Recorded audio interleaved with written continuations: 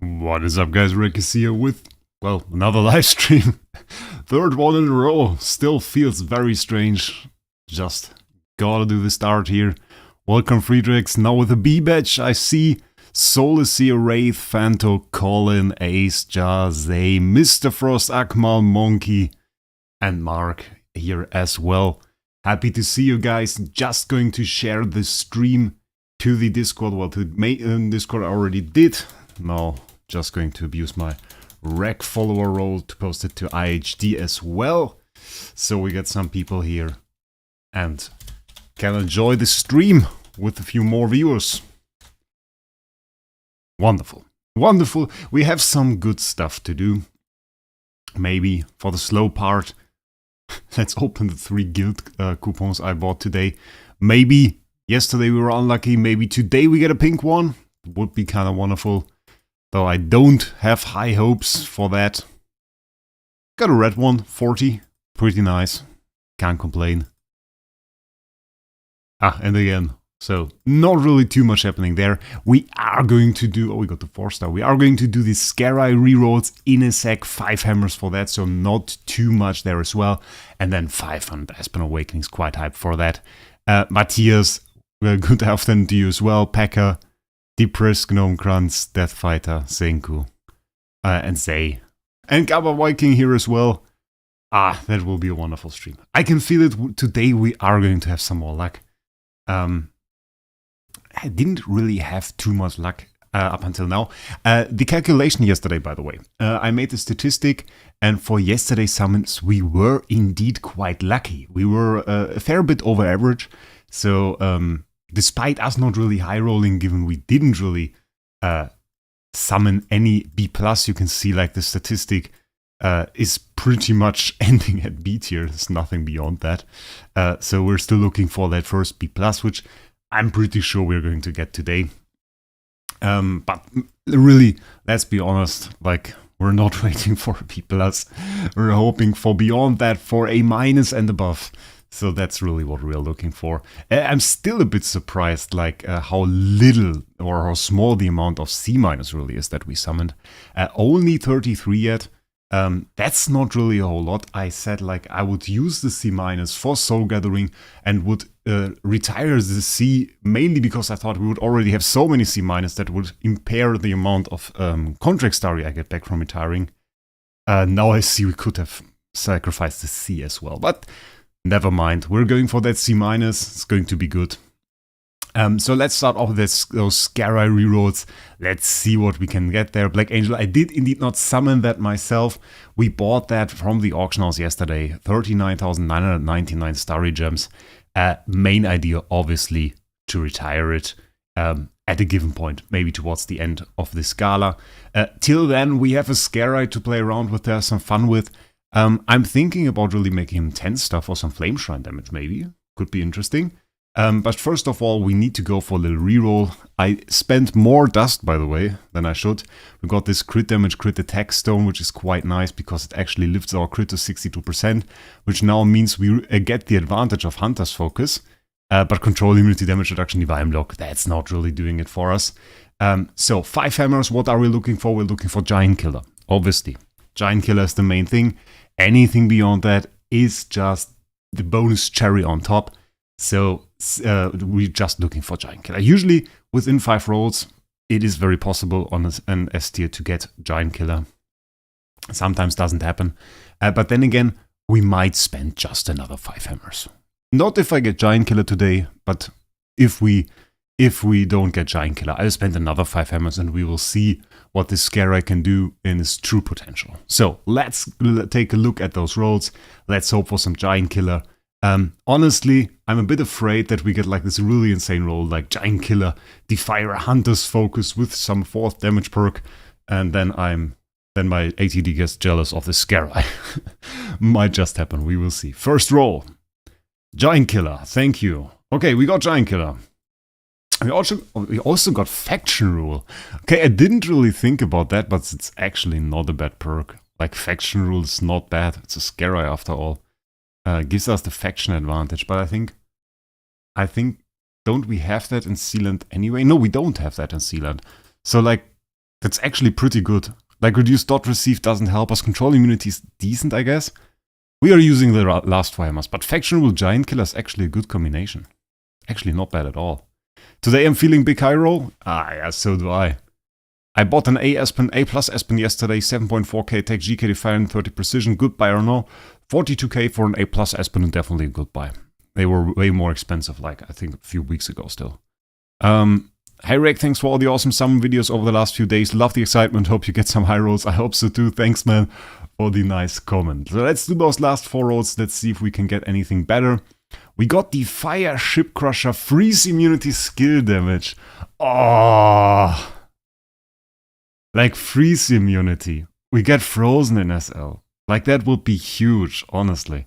The fire skill damage, but like Faction Rule GK is better. Faction Rule GK is better. Even though the freeze immunity is certainly something. We got Faction Rule Defire there, obviously worse. And for the last roll, the Fire Control Precision Crit Damage. I think with Faction Rule Giant Killer we got quite a good roll. If you guys don't really know what Faction Rule does, it just says Reaction Restraint bars are effective to all types of damage, but that really is not the point. The point is if we fight somebody, let's fight Colossus with whatever team we have here. Doesn't matter really. The main point is if you click at the top of this little icon, this is the Faction Restraint. Faction Restraint is deal 30% more damage and increase 15% precision. And usually this perk is not used. Because, well, if you use Transcendence Heroes, the sets have no advantage, so Faction Rule doesn't give us anything. But with an Abyss hero like Scarai, we actually not only against Forest get the advantage, but now we also get the faction advantage against Fortress, against Shadow, against Light, against Dark. So basically, it's 30% more damage. It's always active Defier with an extra 15% precision as cherry on top. Very nice. So pretty good roll we got there. The thing is, I don't really plan to do the Sealand stuff today. I think we will just do it in a video. We will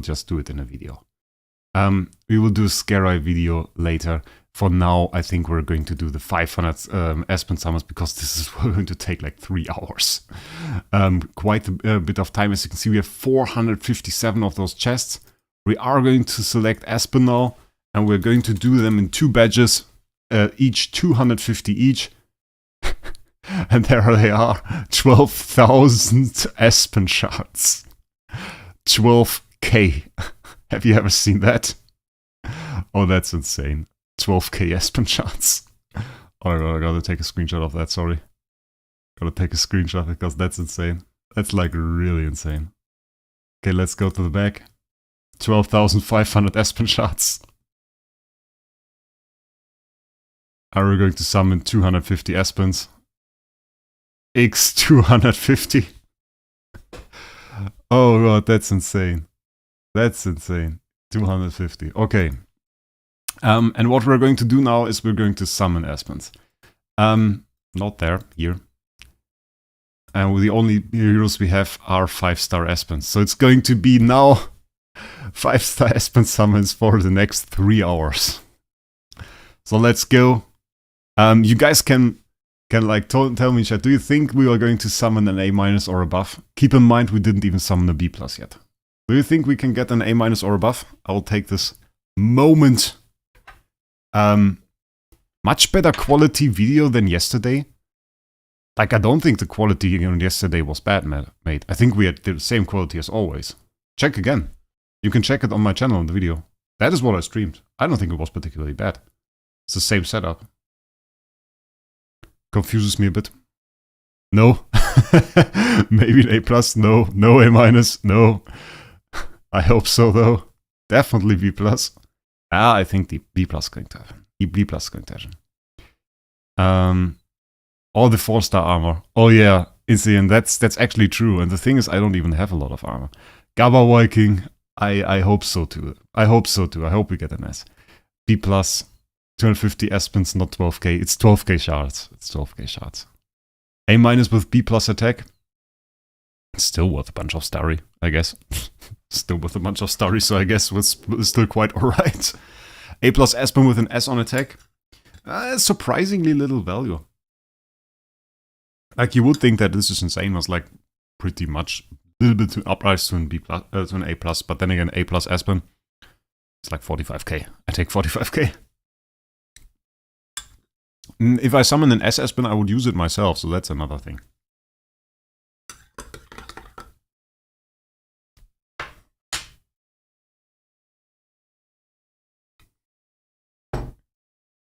Full SSS 100%. Okay, we'll see. Let's go first summon. We're just going to do 500 Aspens, so it's not really something that we are going to take a look at the starry. That's a pretty solid start, I would say. Straight up C tier. Very nice. Don't forget to like the live. Always a good idea. Always a good idea. Don't forget to subscribe as well. By the way, the streams have been particularly good for subscriptions. Like, I've made a good amount of subscriptions in the recent days. Quite happy with that, actually. What are you eating, my friends? I actually made myself a cappuccino. Was taking a drink from that, and there's like the foam on top, and I was eating that with a spoon. So, yeah. Not really eating anything. S tier incoming? That's the wrong color. That's the wrong color. Somebody has to PM DH Games so that they can give me the S tier. I don't know. Like, honestly, I hope for some good summons. I hope for a good average. That is like the most important thing during Gala. I mean, I do this not expecting an A tier during the summons. Like, that is the thing. That is my planning does not include anything high value during the summons. If I plan like that, that would be huge RNG. What I hope for is like a high point average on every single day. Like, if we can get, for example, the average we had yesterday, which was just about 6, we are at a pretty good point. Because we do a lot of summons that actually lifts us at a good point, or a good competitive point towards the other players. Though the field currently is looking like we could have a decent spot in the top 6. Like, the 6th place is looking very doable at the moment. Like, at the first days when I checked leaderboard, it was like 8 people or something going for top 6. Now it looks more like it would really end up being 6 people. So that should be good. And probably help us. Does ADD Destiny skills are worth to upgrade? Or is it better to go for his tenants? Oh, what do we get here? B tier! B plus attack 4978.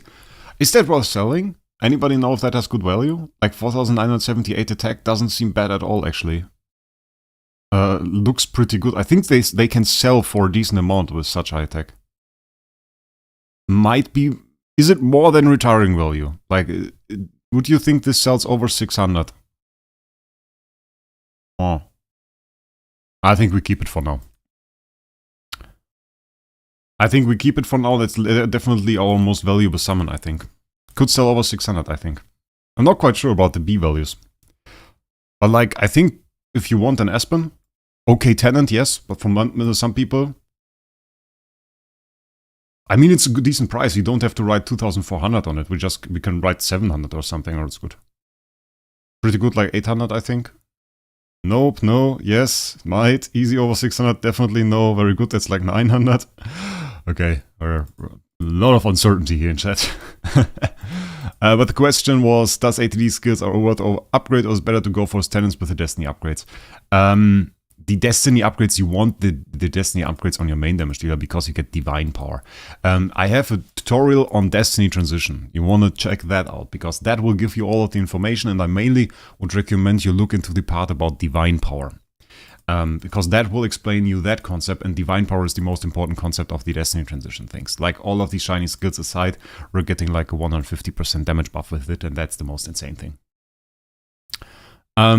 So I got a steal on B plus EOS with 5,300 attack for 1,700 yesterday, was nice. Yeah, you can also upgrade one yourself. Like, it's a bit more expensive, but you can get really high yield from that.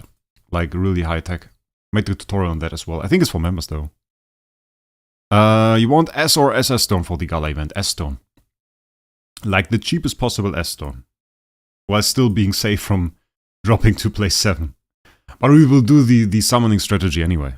Like towards the end, last hour or something, we're just going to summon. Because when you summon, you can't get surpassed very easily. Because most people summon on average, we summon like 5.7 points per summon. Takes the most time for takes the same amount of time for everybody. And that means like we can't really get surpassed. So last hour we're going to do summons anyway. But then we're going to try and go for the cheapest possible S tier. Like SS tier doesn't seem really worth it. If you look at the auction house, just compare the prices of an S Mockman with an SS Mockman. S Mockman is like 55k, 60k, something like that. SS Mockman, which is 100k retiring value, I remind you, sells for like 80k. So you actually get less than retiring value. Why do you get less? Because there are less people willing to spend extra money for that little bit of extra sets. People want to have an S tier. First of all, for the flex, they want the S symbol on their hero. Second of all, 4 stats, which is insane. Third of all, Hunter's Focus, Ship Crusher, also pretty good. And then you have 4 stats, so that's really the big part here. And sometimes for the immunities, depending on what hero we're talking about. But then going ahead and saying, okay, I spent another 30k on top of the price that I can pay to have all of the advantages set before. And just to have like maybe 500k more attack.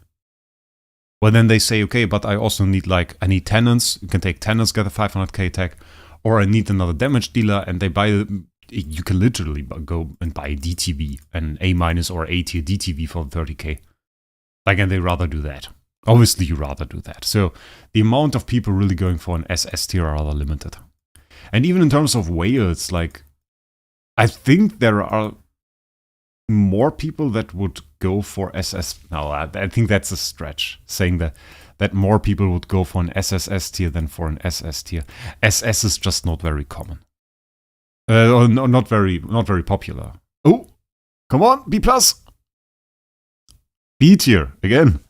Somehow we have it with B tiers. Like, we summon an awful lot of them. I mean, that's worse. That's just straight up worse. That's second B tier. I don't complain.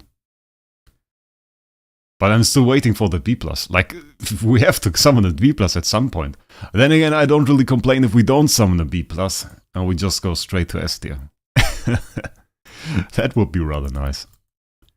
You can buy a 4,900 attack Aspen for 5,000... Oh, that's bad.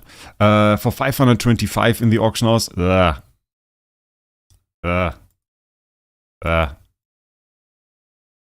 Not good.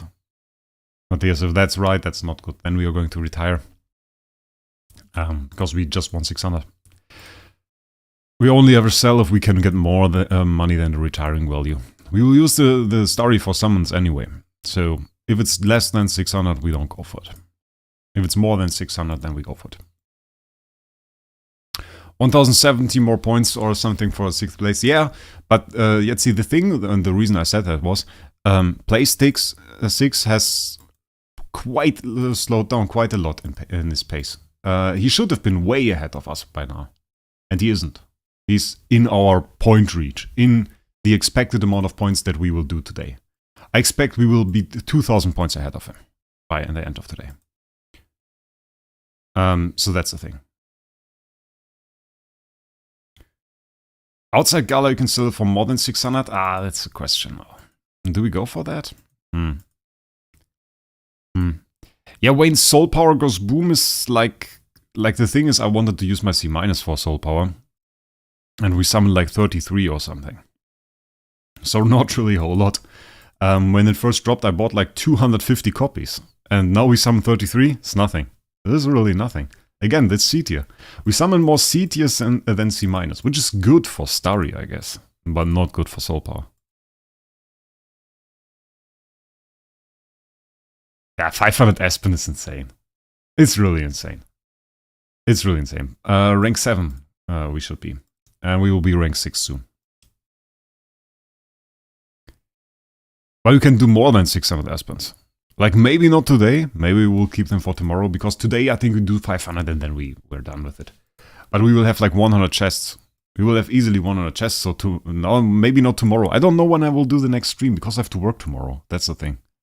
I have to work tomorrow, and then we started the stream at like 4 p.m. It's 4 p.m. was the start of the stream for me. I usually am home at like 6, 7 p.m. And I really don't want to stream at that time. Like, sucks. I don't know. So I think maybe we will do the next stream on Wednesday. But the thing is, I don't want to seem weak on the leaderboard. So I'm honestly thinking about just doing smaller streams. I just don't want to stop summoning. I just don't want to let somebody think that I would stop summoning. You know what I mean? Like, if I now stop for 2 days, I fall like to place 50. Then we summon again, and obviously we're going to surpass the people. Obviously we will. But at that point, like, place 7 will think, oh, he slowed down really. And he will start summoning again. And then we will have to complete with place 6. So I don't like that part of it. And I would rather make it clear that I will continue to summon. So maybe we will do live streams, but we will stretch it out a little bit. Don't do 25k in summons, which took like 2.5 hours. But do like 12k. 12.5k, split it in 2 streams, do 2 streams like an hour in the evening or something, so that I stream from like 7 p.m. to maybe 8 p.m. Something like that. Yeah, Mark, but it's like, it sounds ridiculous. It sounds ridiculous, but the strategy is clear. Like, it is always the same strategy. Like, you have to show what you are going to do. People have to understand, hey, if I go and I compete with him, then I'm going to lose. And I try to make that clear. I try to make that clear so that anybody that sees, like, okay, he's going to go for place 6, that people that see that understand, well, I have more than enough Starry Gems for it. I have more than enough copies for it. And I have the will to do it. So there is like one of those places in the top 6 is mine. And if you think you can go for any of the other ones, okay, try it. But one of them is going to be mine. So, that's the thing. James, sadly, I don't understand you. I can't translate it during the stream. Sadly, there's no button for it. I would love for them to add a button for it. Like, YouTube's owned by Google, they should add one button.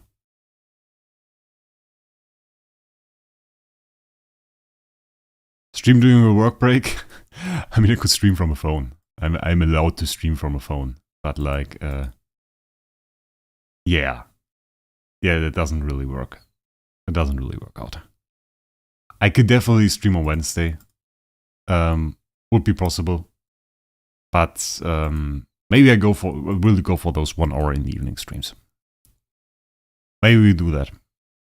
Best copy is probably the Aspen, right? I mean, it's still a B tier. Still a B tier. B tier is our best copy. We didn't summon a B plus yet. What do you think of the future of iLeaders? Are there any changes you want to see? Or do you like it how it is now? Definitely want to have them remove all the regress cost. Like everything that you do with Soul Summons right now. The removing of tree materials, Destiny transition materials. I want that to be free. Like there was some people that had Ziggy, I think, he made the suggestion that we just get more soul symbols. I don't like the idea. Like, not that the point behind that is that he wants more people to be able to switch stuff around, or he wants to switch stuff around more frequently, which I share. That part of the idea I share. But I think you should be able to do it infinitely and it should not be bound to some resource. Just let people switch the stuff around. So much nicer. Makes you able to like try a lot of builds, makes you able to try fun teams. You can create so much more content around that. And it will be way more interesting. Like if they just remove the soul symbol system, that would be right. I mean, it was okay in the sense of what it's usually designed for, like really regressing a hero or swapping a hero to another hero. I think you can keep it for that. That's okay. Like in the way it currently is. But in that way, it was just stacking up in the backs of the people because you so rarely did that. And now they add stuff, and for 3, for example, they didn't even give you a real way to reset it. Like, what the hell? This is so stupid. To reset, you have to regress your hero? Like, you lose your stones? You lose your stones. The whole dust system isn't even designed to lose your stones. You can get 1 stone back with the auction house trick, and then you still lack 2 stones, and there is no way in the game to actually give you enough dust to get those stones back. And that is stupid. So you're bound to just, if you want to be good in Star Expedition, you're bound to use LFA. And you have a big LFA. Is LFA a good hero? Well, he's decent, yes. But people talk like he's like the insane god. In endgame, people don't use him. They don't use him to clear campaign. He doesn't help you to win in PvP. He won't be the main point to clear something like New Void Vortex. All of this will be done by other heroes. So, like while LFA is nice and certainly is the best boss damage dealer, it kind of sucks to have him. Like I want to have like a strong LFA. But at the times when he is advantageous for me, like if it's Star Expedition, I obviously want a huge LFA. Okay, yeah. But outside of that, maybe I want to build up my DTV. Maybe there is the time when I want to focus on Flameshine damage, and I want to build up my MFG. Can I do that? No chance. No chance, because keep in mind what I need to do to really build up a hero. To really build up a hero, I have to invest into a lot. And part of what I have to invest to are the tenants. Even the tenants need Destiny transition materials to get to the attack values that you need to perform well. Oh, can we get something nice? Come on! B-, a really good one. 4,300 attack. I have to invest into the tenants as well. So I have to build up like Sunday Warrior EOS. I have to build up, what is the other tenant for DTV? I don't know. Doesn't matter. I have to build up the DTV. And when I've done all of that, and that also already requires me to have the cores, to have all of the materials, to have good copies of the hero. And what's keeping me from it isn't even all of that investment that goes around it, like the hero tiers, the cores, the sublimations, everything. It's just that I can't switch my stuff around. And that's so stupid. And it just inhibits fun. Why can't I do my next Flame Shrine with MFG? Why can't I have a huge MFG and do my next Flame Shrine? I have the copy. I have the core. I can't do it. And that's stupid. That's really stupid. So that's why I think we should get rid of the soul symbols. And I remember the time, like, maybe some of you guys don't play the game that long. And they don't even remember that. Because there was a time before we even saw Stellar Shards. Where basically, when you upgrade the hero to E5, it was as good as it can be, basically. So, if you had a lot of E5s, you could put them in a team, and you could try out different PvP teams. Well, at that time around, we have to say most people didn't have a lot of E5s, because E5s were harder to come by. Now they are pretty easy to come by. You saw 22 9-star chests in my back, and the main limiting factor are now hero promotion stones. But the thing is, at that time you just put, let's say, 2 pandas in a team and tried some other heroes with it, and then you invent a panda team, which is a great idea. Just the idea of that block scaling, armor scaling, is a nice idea. But given panda team was invented later, or you put in 6 heroes with a crown. I remember Jesus doing videos like that. You can still find them on Jesus' channel of 6 heroes with a crown and trying that out. And that was interesting. That was really interesting. And I would love to see the teams people come up with when you could switch around Destiny transition materials and really try everything out. And really just say, okay, for the next Ace Championship, I run MFG as my main damage dealer. And I build the damage over time team. And my second hero, I built up a Star Alchemist Homesier. That would be cool. Like, that would be cool. And I think people would quit less. Because there are a lot of people quitting. Let's not talk around it. I don't really think the free-to-play perspective of it. I can't really see the free-to-play players, how many of them quit or how many don't quit. Can't really say that. But I know a lot of whales that quit. And that's a problem. That's a problem. And it should do a lot more to keep them at the game and to let them have fun with it. Like, having fun is one perspective. Obviously, a big part in it is also how often they release power mechanics. Because for a whale, it is important to always keep up with the game. to always be on the top of the leaderboard. And to do that, you have to have a top tier account. That means you basically invest into every single new power mechanic that comes. And is that for sometimes you just do a little less, sometimes you do a little more, but the big whales, they want to have it all. So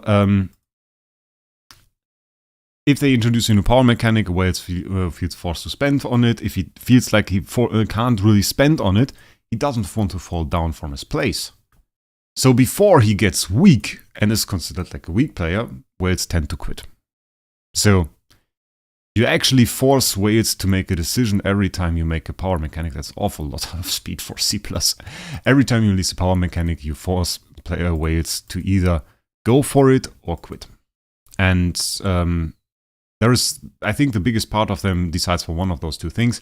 And there is like not really the majority of them that decides to do something else. Another perspective into this is if you want to sell your account, you will have a much harder time selling an account that missed power mechanics than an account that's actually up to date.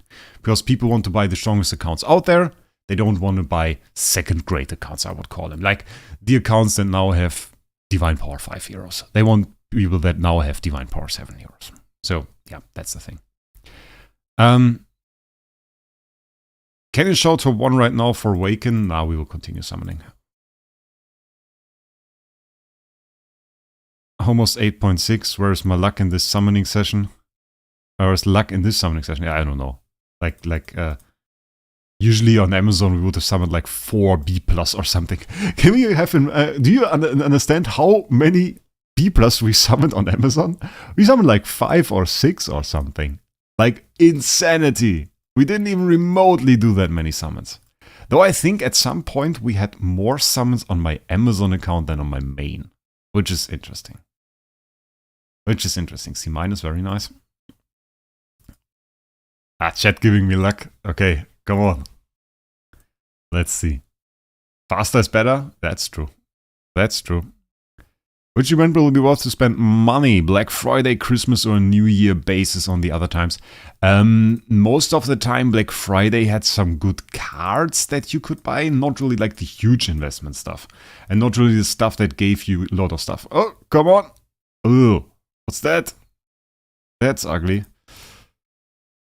Not really like the huge stuff. If you have like a VIP 13 account or a high VIP account, then in general, yeah, you can get some good rewards from Black Friday. But like if you don't have that and if you're like free to play or low VIP, Black Friday is most of the time not really a free to play friendly event. It's really the spender reward event. So it's not going to be that. Halloween can be good. Maybe it will be good. Or Christmas usually has a decent amount of stuff for free to play. Other than that, CNY. CNY was often pretty nice. So yeah, but Black Friday usually isn't the event to go for.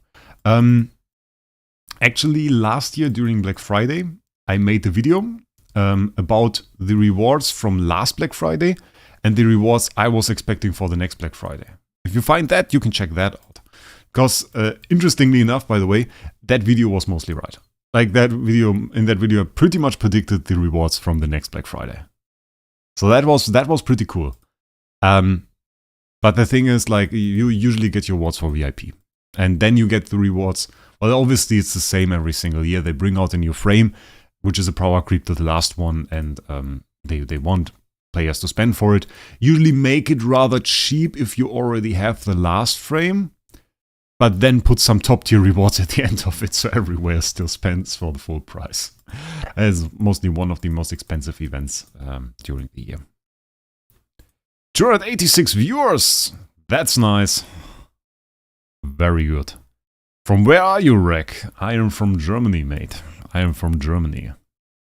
Do you know what the rate of core shards dropping from campaign is? Not exactly sure. There are some statistics out there of, I think. I'm not sure if TussiBot can actually calculate that. Possibly. I worry about how many sums my Amazon account has done. I mean, like, we do a lot more over there. Obviously, you've done way more than I did. But we do a lot more over there. So, yeah. Well, it makes sense. Like, it's not that we have to do a lot more per gala. But overall, it's just very worthwhile to summon. If you have copies, you summon on Amazon. Because you just retire some 8 here that you have lying around. and you use this for summoning, and you get yourself an S tier or something like that. So that's the madness that we have on Amazon. Hey Wraec, good luck on Awakens today. I can't watch today, it's family day. Then enjoy the time with your family, Brownie. Enjoy the time with your family. Are you my dad? Possibly. I don't know. Might be the case. We will never know. I run fast. Still no really high tier summons. I think though we have a pretty good average right now. Still on a pretty good pace. Pretty good pace here. I mean, D+ is decent. D+ is really decent.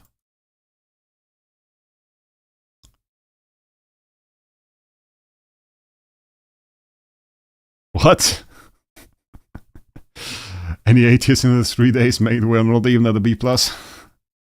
6,404 Awakens on Amazon so far. That might be more than on my main. Yeah, probably more. That is probably more than I did on this account. Can check. Just takes a second. Treasure train here. 2,821 on my main. 2,821. Including this Scala where we already did like 800.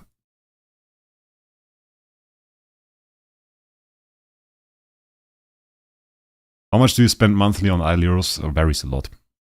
Like in the lower months, it's like 700 for the one big event. The bigger months, 1.5. Okay. Usually in that realm. So in recent times, more towards the lower end of that. Usually you stay below 1k.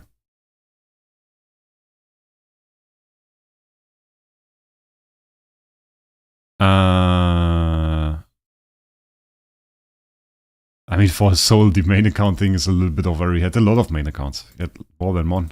His current main account should be pretty strong in terms of summons, given that he did go for the SSS core on the last Gala. Ah. Like the monthly spending currently is really like, we have one big event per month.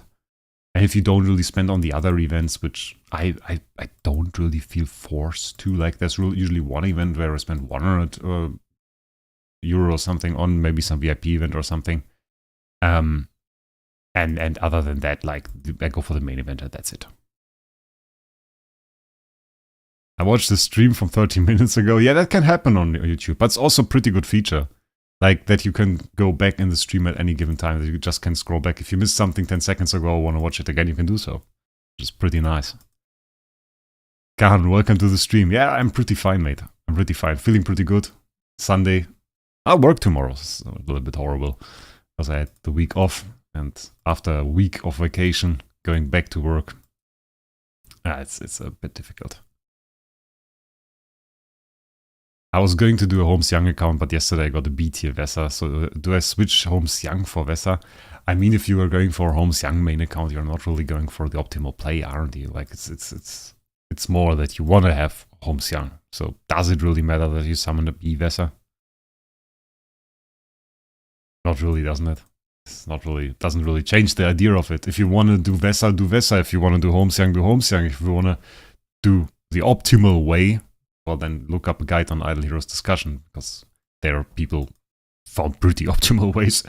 I think it's mostly, well, Vesa is part of it, I think, in some ways. I think the mid-game guide, well, I'm no expert on that. Not at all. You must be rich to spend that much. I mean, this is a question of being rich. I looked into it, and in Germany, I'm considered rich. I don't feel rich. What the hell? I don't feel rich, so like it's the statistics say I'm rich. That's like you're rich surprisingly fast in Germany. Like if you're part of the bottom 10 or 5% or whatever it was, you're considered to be rich, but it's like you're not a millionaire at this point or anything. So you just have to earn decently. So, and then you are basically rich, which just means that 90% of people earn less than you, which is confusing to me. Well, that is a matter of perspective. Like, the thing is, if you're poorer than in Germany, you're still richer than probably 80% of the planet. So, that's a matter of perspective. And are you really poor then? You're poor relative to the other people around you, which sucks. It's bad. Like, it's just a very uncomfortable position. But compared to other people on the planet, you're not really in an uncomfortable position. So, yeah. I mean, like, I have enough money to live. And if I spend that on idle euros, you won't find me on the streets anywhere. It's just that, I mean, you could spend it for better things, let's be honest. Like, if I spent that for some shares, some stock, I could make more money out of it. I have no idea, Alpha. I don't really look into that. May I bring you B, C minus, C minus for B minus Aspen? I don't know if it's possible, but really love to. I'm VIP 3, but I am free to pay. A friend made me money for a game 2 years ago. I really understand your question, but you can obviously ask it in my Discord if you want an answer. They have more time to answer than I during a stream. I live in Belgium and it's kind of the same as, like, basically next door. It's next to Germany, so I guess the living conditions aren't that different. He just has money, a lot. No, not a lot of money. Like, if you knew me in real life, you wouldn't say that I'm rich. You would just say I'm a regular dude. Just a regular dude. So yeah.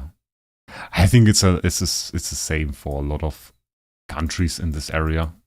And they're all pretty rich. Pretty good living conditions everywhere around here. Go to the Netherlands, Luxembourg, Switzerland, Austria, Norway, Sweden. They will all live well everywhere. So it's like, it's all good. Any good pulls so far? Well, not really. Not really. Still within the first batch of the first 250 Aspens. Like a few B, but nothing spectacular. One decent B with like around 5k. What's your outfit right now? I put on a t-shirt, I have jeans, and it's a bit cold inside, so I've got a blanket, actually. How old are you? I'm actually 28 years old. Going to be 29. Closing in on the 30, sadly. So yeah, that's the thing. Hello from Vietnam. Welcome on to the stream. Setting account is allowed by the game. And they don't explicitly allow it. But they never did anything to stop it. And you don't have to contact me on Discord. Like, for the question, you just go to my Discord server and you can ask it there. And people will help you. Discord server is linked in the description on any of my videos. Or I think also in the description of this live stream. Just broke through the 300 viewers. 301 viewers actually at the same time now. That's pretty impressive, guys. I talk there quite a lot, Ice Wolf. Oh, can we get the B+? Come on! B-. That's the wrong direction. That's the wrong direction. I want to have a B+. I don't really want to have a B+. I said that already. I want an S tier. It's just not going to happen. We have to be realistic. We can hope for a B+, and it's reasonably likely that we get one. But is it good to hope for the reasonably likely, or would you rather strive for the more unlikely, but, well, much better? So, guess we're just hoping for that A tier now. I was again hoping for the reasonably likely. So, I don't want red. I want to have an S tier. Like other people summon S tiers, I want one too. Would be kind of nice. Would be kind of nice. And then again, if you look at the total average of my summons with like 2,800 summons, I'm already above average. Oh, I saw that already coming. That is something like that. I'm already above average because I summoned an A- in 2,800 summons, which wasn't this gala, but the gala where we went for the A- score. So, yeah. Which isn't too difficult, by the way. Like, going for an A- score is well possible, but I don't really see the appeal anymore. So yeah, that's the thing. Do you play any game else? In recent, I played the last season of Path of Exile, actually. Played the last season of Path of Exile, which was big fun. Then I played Warframe for a pretty long time. Pretty much lost the interest in that. Like, not a bad game at all, but I still think they make some bad decisions around it. Focus too much on stuff that is not too important. And like if you know Warframe, I don't really get the content releases. Like, I play Warframe because I like Warframe. So I would like content releases that give me more of Warframe. Like, more Warframe content. And what they do is like, here, have this stealth shooter with bad mission design. Like, what the hell? I mean, cool, I guess, for some people, not for me. It's like, and then Hearthstone Battlegrounds, I like that as well. I'm 23, but my back says 80 and my knees say 100. I know that feeling. Like around that time, I started to feel old. Sometimes, not every day, but sometimes. Hello, Wraec. I'm Vietnamese, but I wouldn't live in Dresden now because of my studies. Translated, that was actually written in German. Welcome to the stream, Dane and Chan. Hope you like it in Dresden. The Frauenkirche there is very nice. Pretty nice city, actually. It's a pretty beautiful city. Would you consider to do a giveaway with an A copy that you will summon? No. I don't do giveaways. Like, I got the offer, and may sound horrible, but like, the thing is, I got offers from people to give me accounts to do giveaways. I don't want to do it. I don't want to have any of you here because they think you can get a free account or a free Starry Gems or free whatever from me. I don't want that. I don't care for that. I don't care for the people that come because they want an account, and I don't care for the people that come to win anything. There's nothing to win here. Like, if you want to watch the content, enjoy the content, and then do that, but I don't do giveaway. Just doesn't happen. Just appeals to people that don't care for the content. What's the best awakening we ever had anyway? The best awakening I ever had anyway? Like, without a summoning core, it was the A- Natalia. Natasha? The bad abyss hero. And with this core, it was the A- DTV. A- DTV for B plus core was pretty good. I summoned an A- in 300 summons. That's pretty insane. Sanctum was good. I didn't really play Sanctum. The league I liked the most on Possible was Delirium. I liked Delirium. And I liked Harvest. I'm one of the bad people that liked Harvest. But Harvest was cool. Like, I'm a casual. It was a great casual league. Hell yeah, PoE is awesome. Yeah, I like it most of the time. Like, it got a lot better. When I started it, I think it was a bit difficult to get a 6-star if you don't play it that much and don't have, well, like, best grasp of the game. Which I think for Path of Exile, it takes a long time to really get a good grasp of the game or a lot of commitment. And if you didn't really have a good grasp, it felt like it was a hard time to get any gear together. And now I think it's a bit easier. They made 6-stars more readily available for a lot of divination cards, I think, and some random drops. So you can get a 6-star pretty early on, pretty easily. Craft yourself some easy gear and get going. So that works out pretty well. Still think they have a problem with some mechanics that are really never explained to you. And that keep people away from the game. But still good. It's still a good game. It's a great game. Got to Emerald 14 and then got bored of it, realizing it's just repetitive. Yeah, they have to get that away. Like, it's this Hydron Zetna farming that really stuck to the game forever. And I kind of fell out of it because the thing is, every single release is like some not great designed game mode, oftentimes. It is just a remake of an existing game mode or just straight up bad. And then they want you to grind up for a drop of some Warframe there. Because there are 4 Warframe parts in there. And I don't really like the idea of that. And the reason is, if you put Warframe parts, which for everybody else, you need Warframe parts are basically the parts your Warframe consists on, which are basically your playable characters in Warframe. If you put that in the loot table, then the problem is that if you already have the Warframe and want to go back to that game mode, you will drop those again. making this game mode way worse than it needs to be. Like if you would drop relics instead or something like that, it would be way more interesting. And so those new game modes are rarely introduced into fissures, for example. And you can't open relics in them. So that's like one thing. They need content for the main line of the game, where you up level your frames, where you do stuff like that. That's where they need content, so people can get out of defense. They have to rework defense map for them to be as effective. Like Hydron Setna doesn't need to be the best defense map. They have to make other defense maps that give the same amount of XP. That would make sense, but they really never do that. And then they focus on, okay, we've reworked pet mods. Like, okay, yeah, it was a small thing, but it's not the main part. It's really not the main part that's annoying. Yeah. We need some orange or red at least. Yeah, that would be nice. That would be nice. Hi from Bolivia. Welcome to the stream, Daniel. Circle around the imprint mark before pressing the awaken button. If you want, we can do that. Want to do like this? Is that good? And now we can press. Okay, let's try. I mean, it's pretty decent. If I spend $100k, would I be a pro player? Yes. Well, you can spend way less.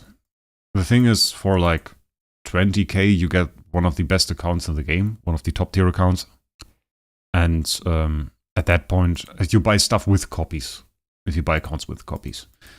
25k, you are one of the top players. Definitely. And I'm not talking like place 70 or something treasure train. I'm talking like one of the real top tiers. Something like my account, along the lines of that. I've played 11k hours on Path of Exile. It's fun, but it's up, down, depending on the league mechanics. Love it though. Yeah, that's true. Like, some leagues I like, some leagues I don't like. I have to say, I play on PlayStation, which is a little bit disregarded and had a lot of problems in the past. Now they fixed some of the trading issues. But sometimes they absolutely neglect it. I remember Heist League, actually. Heist League on PlayStation was like, it was crashing during the heists. And as a player with 11k hours, you obviously know, if it crashes within a heist, you lose all your loot. So that was like the most horrible league. And it was crashing like a lot. You would see within maybe like 3 hours, you would see 7-8 crashes. Which made the entire league unplayable. And they fixed it within the last 2 weeks. And I was like, hey, mate, that was like bugged for 2 months now. If you really don't want to keep any players, then this was it. Thank you. Please rate Idlers from 1 to 10 about the game suits for people who go to work daily. You don't need a lot of time to play Idle Heroes. Like, I think it is, well, 10, so it's probably pretty perfect for that. Because you have Idle Master, you click the game one time, you check 1 or 2 game modes, you can be done with playing the game for like the entire day. If you spend some more time on like Star Expedition or something, if you go to the toilet once a day, you're basically done with Idle Heroes. Let's say it like that. When I used to play Warframe, I learned how to trade and got to generate a lot of platinum just by buying and reselling. I was able to buy bundles and get the new Warframes being full free to play. Yeah, that's a good thing about Warframe. You can get like everything free to play. And if you don't really want to farm this stuff, you can still sell other stuff. But that's still bad. Like the bad thing about this is you don't really have to play the new content. So there is like no new content for you. You can just buy yourself around it, and it is more appealing to actually buy yourself around it than the content is obviously bad. Because in the perfect sense, you would like to play the content. But I know this feeling. I know what you're talking about. Like, I know this feeling where I say to myself, okay, man, you run so much. You have, like, there is this Rhino set in your back, sell it and you can get in your frame. I've done that myself. But really, you're scamming yourself out of content at that moment. So, that's bad as well. I could talk so much about Warframe. Like, they have so many flaws, so much stuff that just straight up sucks, straight up is bad, straight up annoys me. I'll give you one more example, because it's something that I've really seen on YouTube. Like, I would love them to add matchmaking, which seems weird for a PvE thing, because you don't think that you would like matchmaking, but I actually don't want to play with new players. I don't really want to have this VIP 4 or no, Mastery rank 4 guy in my fucking... Oh, I said a bad word. in my Fisher for the Relic and wait for him for 2 minutes. I want to play with people that are like, that played the game for a long time, know what they're doing, have a fast mission complete time, and I want to rush with them to Fishers. That would be something that I like. That would be really something that I like. But I often get those new guys, like really, really new, and they're just open lockers, and you don't go to the extraction, and often they bought in a friend, and then their friend is obviously new as well, and takes ages, and well, I don't really want to wait for them. It wasn't that bad, guys. Non-family friendly. Don't say that. Don't say that. In Germany, that's well within the ordinary. You could say that on TV, actually. It's just an interesting topic. It's just an interesting topic, like swear words. Can't say them anywhere in America, but in Germany on TV, you're absolutely fine. New league always is beta, then you play the optimized mechanic next league. That's true. Sometimes it's advantageous though, possible. Like in PoE, the harvest mechanic. It was super complicated before, but I actually liked the old harvest mechanic. It was pretty OP. And I think like, in the way it is now, with the material that you can trade, I don't necessarily fully like it. Like, the good thing about Harvest was always that as a noob, I would say, I would consider myself a noob in PoE. You always get some free craft. So you took your weapon, you put it in there, and then you just hammered reroll for physical a lot of times. And while it was not optimal what you would get, maybe at one point you had like a 800, 900 DPS 200 sword. And that would be decent for you for quite some time. And now you no longer have that option because, well, you only get the materials and you don't really get a lot of them because it arguably rewards people that have a higher investment into Harvest more, which you can't really do as a noob because, well, Harvest mobs are still pretty tanky and pretty dangerous if you don't really have good gear. Compared to other mobs, obviously. Did you used to play raids before they were removed? Imagine having a new player there. Yeah, that was horrible. Like, but then again, raids weren't popular at all. I remember doing them, and it was pretty much... I was a noob back then, but there were some people doing carries. And I asked some guy, and yeah, he said, okay, you will carry, and they explained all the stuff to me, and didn't make much sense, to be honest. I just got the last part, the boss fight. Because that part I pretty much understood. And we did it, and we pretty much did it for this... What was it called? Oh! A- Aspen! Let's go! Let's go, guys! There it is! 6,200 attack, pretty decent. Let's go! We can do it! Nice! That's a decent bit of story. Love it, mate! Love it! There it is! Finally! 3 red. 3 red. It's not even a low roll. That's pretty decent. Chat going crazy. Nice. There it is. Nice. Within the Aspens, which is very great. There it is, an A- Aspen. We got crit, we got armor break, we got holy damage. Not too insane. I don't even know, what do A- sell for? Do they sell for good prices? Like as an Aspen, obviously. So we take it. Second A- ever. I summoned during normal summons, and it's an Aspen. It's a good one. Like, that's no low roll, that's pretty high roll. And you look at that, that's A. A is like 6.3k, that's nearly A attack. One more upgrade, that would be A attack, and this is like the thing that's keeping it down. Haven't even summoned a B+, right? Now we're just not going to hammer that. Now we'll check out the copy. At that point, we will take some time to check out the copy. It should be here, right? There. There, so you can see it's a high roll. 3 more to full progress. So it's like 2 full bars and like a half bar. That's a pretty good copy. Always check that, by the way. Soul Perfection gives you a pretty good... If the lower this is, the higher roll your copy basically is. Yeah, pretty great. Let's check out the auction house, see how much it's worth.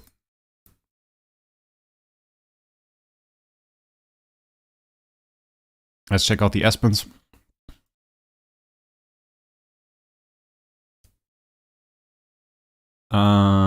We got the A. That's A tiers. I mean, look at that. That's not much better than ours. We got those. Well, it's probably like 30k at least, 33k. I think it's like one of the best ones out there. I don't think the other ones are much better. I would say it's 32k easily. Let's say 32. I would list it for probably bidding 30. 35 buyout. I mean, somebody else can reroll it. Let's put it on the auction house. Let's put it on the auction house. This suggests 29. I do 30. Because I want money. Money me! Money you! Hide the password.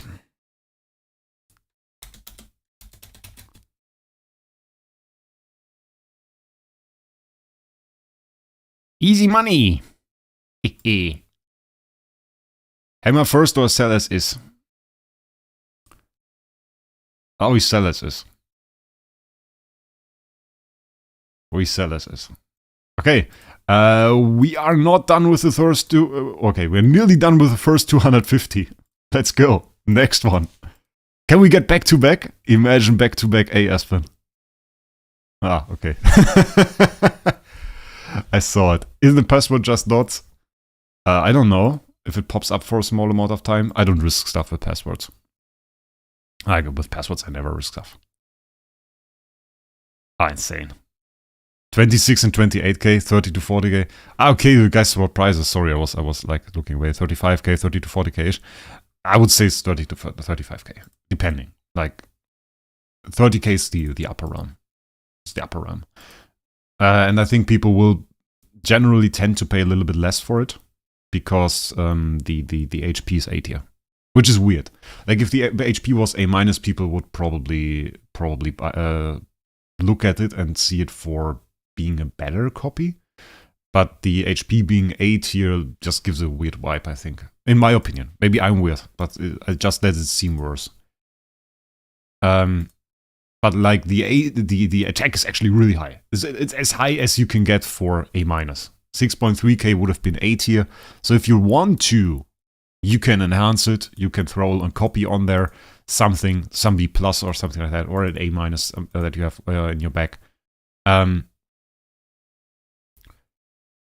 then you can give it at A tier.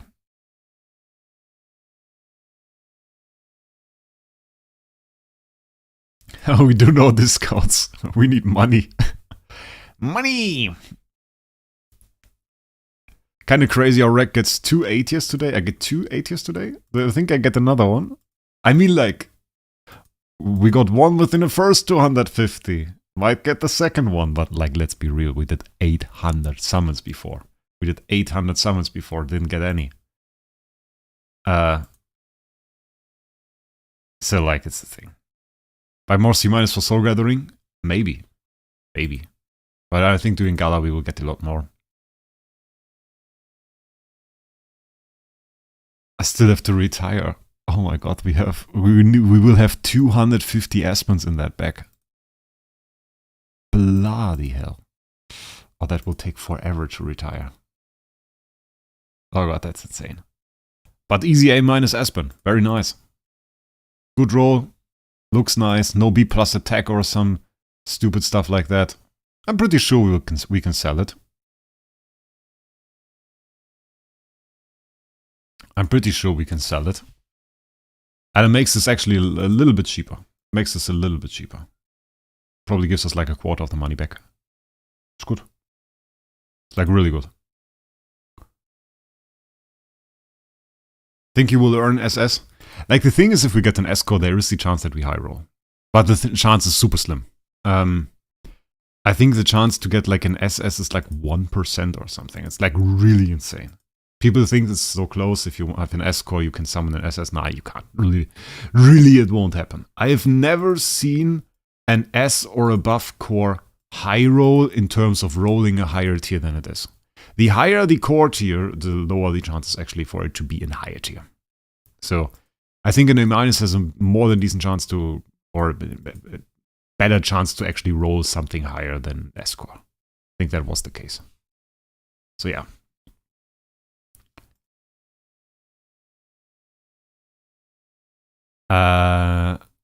A minus or higher sums, well, they have the red core. If you scroll back, we've probably seen it. I don't really watch it. I think it's like a little shine at the beginning where the meteors come down. I think I saw that before. It's like a bit weird. Yeah, but we will do way more summons. Don't forget, as I said, first batch, we are doing another 250 Aspens. Yeah, but Wova, you have like 1 million accounts. So that's the thing. So that's like we're summoning on one account. Yeah, now we have an A. Nobody can complain anymore. Now we got lucky. Still hoping for an S tier, which is a bit over the top. Still, it's very nice to really get the good. It's my first good A- that I summoned just from a regular summon. So that's really nice. I still got no B+. Like, that would be a gamble if we just to bet if we would summon a B+ during the Scala. Because we have no B+ yet. We have an A-, but we have no B+. Yeah, you're in 6th place. Yeah, that's what I assumed. I think we are now at a pretty good pace. If we did this strategy with the 12.5k summons, then we could probably keep it for the rest of the Gala. Yeah, Mosa, we just summoned an A- a bit ago. I don't know, somebody can clip it, maybe? I think it was not quite as funny as the last time I got an A-. I think it was not quite as funny. Because that clip from the HHA summon, I was a bit cocky on that one. I said like, it's going to be an A- and stuff before. And then it obviously was pretty funny to me that we really ended up summoning that A- and hit that 1% chance. And I was talking about streamer luck and stuff. So it was funny. But still, I think whenever the topics comes even close to it, Daiko sends that clip to the chat. So it's still, I think he has it in some folder right on his desktop. So he can find it at every single time when it's appropriate to send it to mock me, which is, it's alright, it's a pretty funny clip. Get to 10k points because they will catch you. We will get way above 10k points. I expect this to go to like 15k points. That's about what I expect. Yeah, we don't care for place 5. I take place 6, happy with place 6. As long as the distance to 7 is good enough. Yeah, no crackling this time. Not this time. This time more silently being surprised. I can tell you with an S tier it will be rather loud. With an S tier it will be rather loud. A tier, we can tone the voice a bit down. But for S tier it will be full out. You better throw your speakers away, just out of the window. Otherwise, you will no longer have ears when I summon an S tier.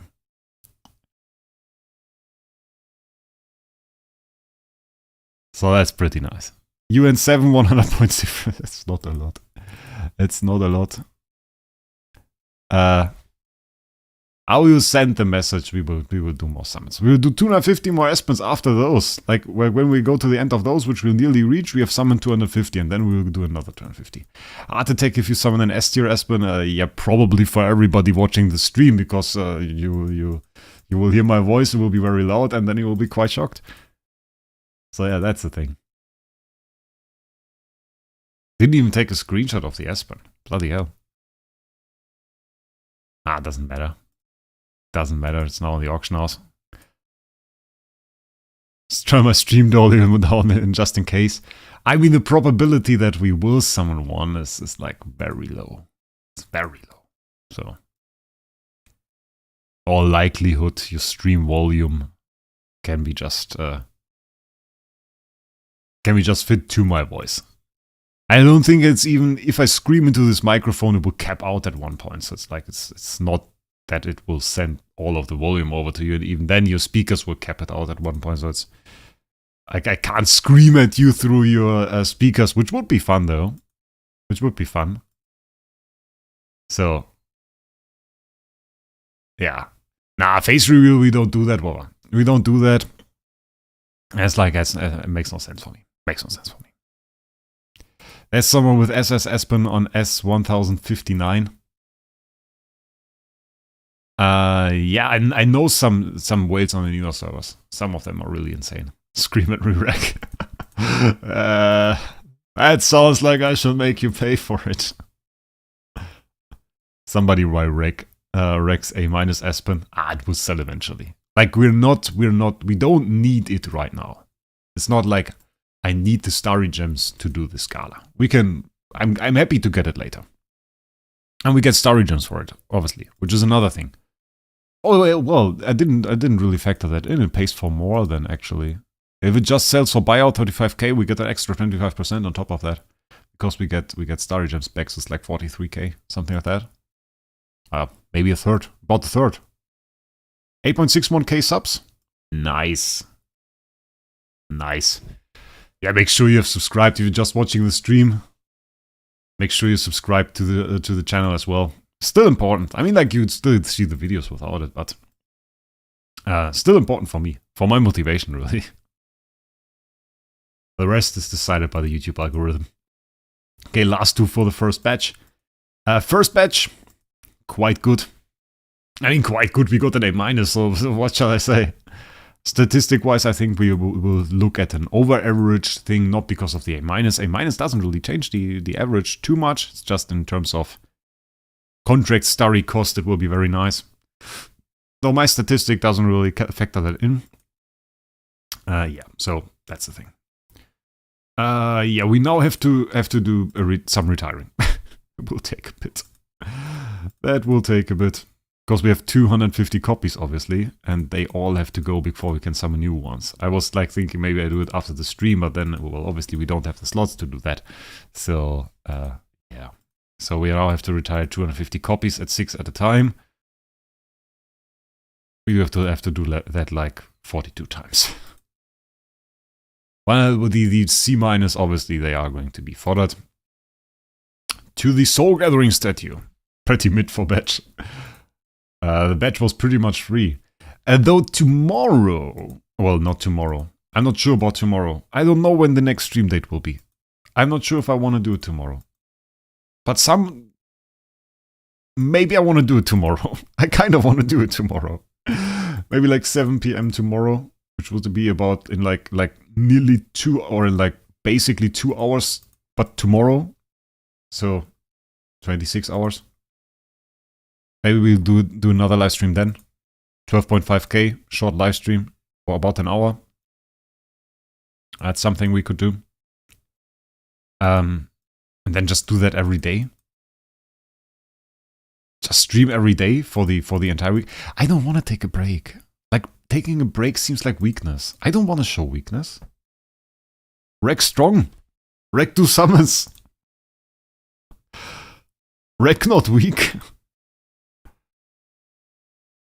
Got that out for the moment. Congrats on the A- pull. Watch the rest later when the playback's available. Hope we'll see another high roll. I hope so too. Would be kind of nice. Thanks for watching the stream till now, Insane. And hopefully I'll see you in the next stream as well. Germans IRL. Like, that's not the same. Like, we have to work, and then I do the summoning. You caught that awakening bug? Which awakening bug? Did I do something funny? I didn't even notice.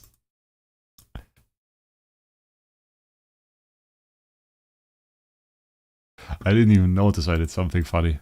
But like this retiring is pretty exhausting, I have to say. We're going to retire all of the bees though. Like, we had this one bee that was decent. Yes, it will be gone.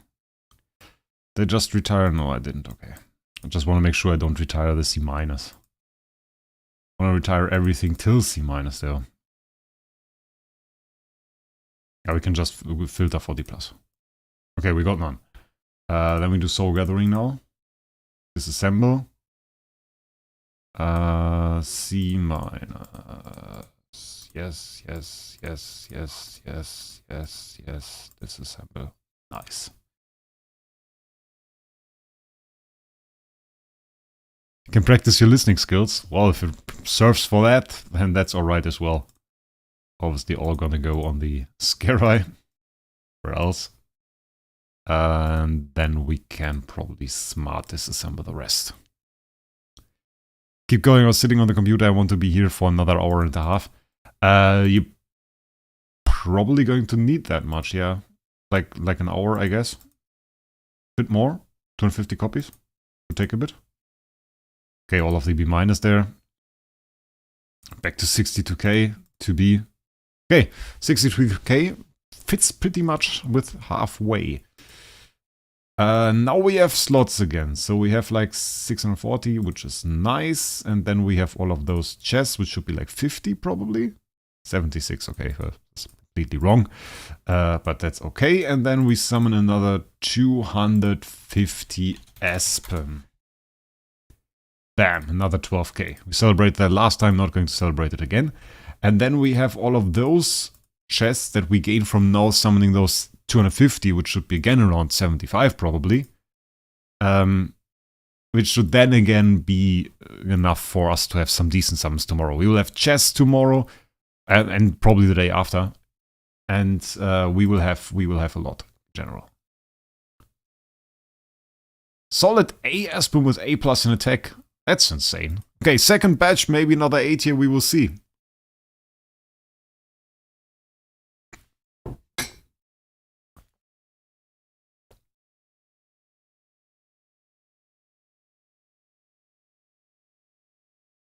I'm not that hopeful that we will summon another 8 here. Oh, that would be nice.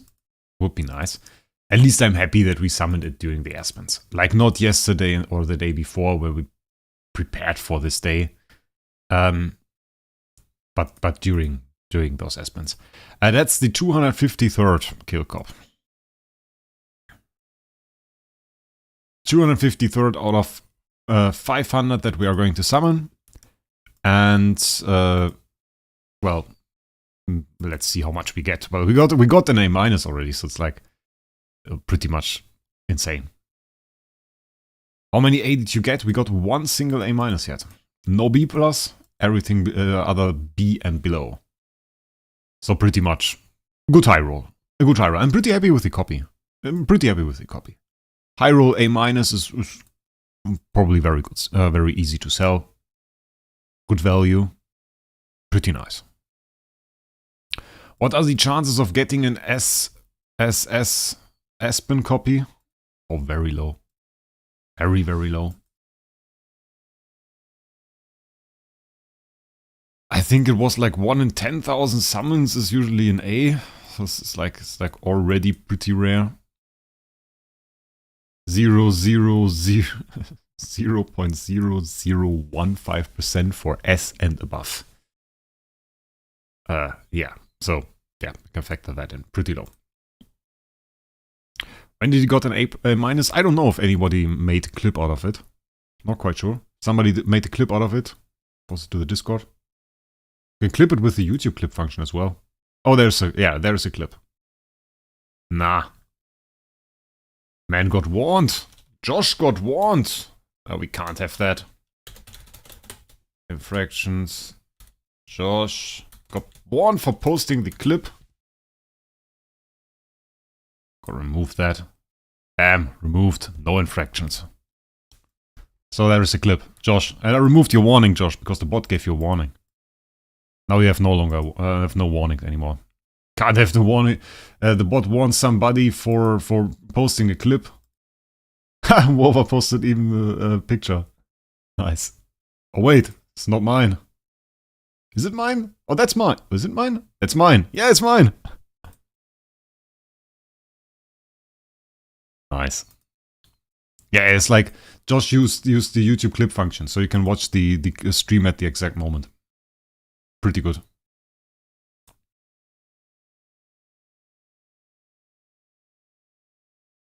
"21 minutes ago. Oh, green again? What the hell is that? It's like a weird C. It's a C minus though. Pretty nice. Like with green, the thing is, well, sometimes you hope like, okay, maybe there's like the red meteor coming right after, and then it's an A minus still. But really, the thing is, if you see it starting with a green meteor, the value is already quite down because it's B plus attack. B plus attack is something nobody really wants. But yeah, still nice to see green meteors.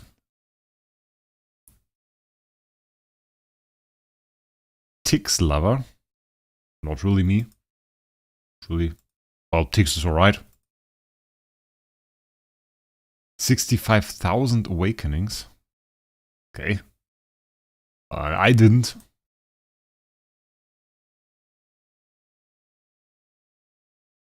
Ah, Josh, you don't have to be sorry.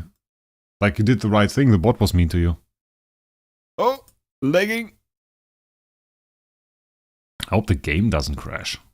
Game tends to be really unstable recently.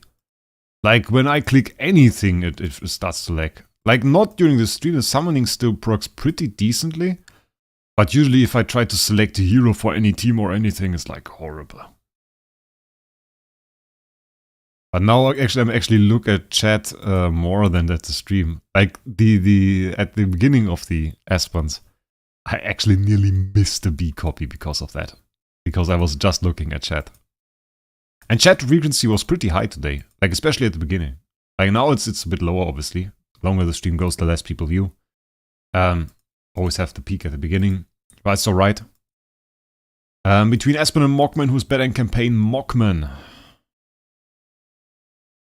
Why does your game lag a lot more than mine?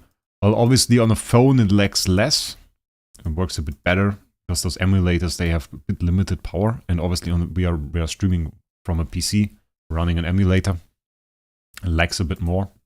Can't really give those emulators more power. Though I think the summoning is like not really lagging that much. Like loading sometimes a bit. But the animations are rather smooth. And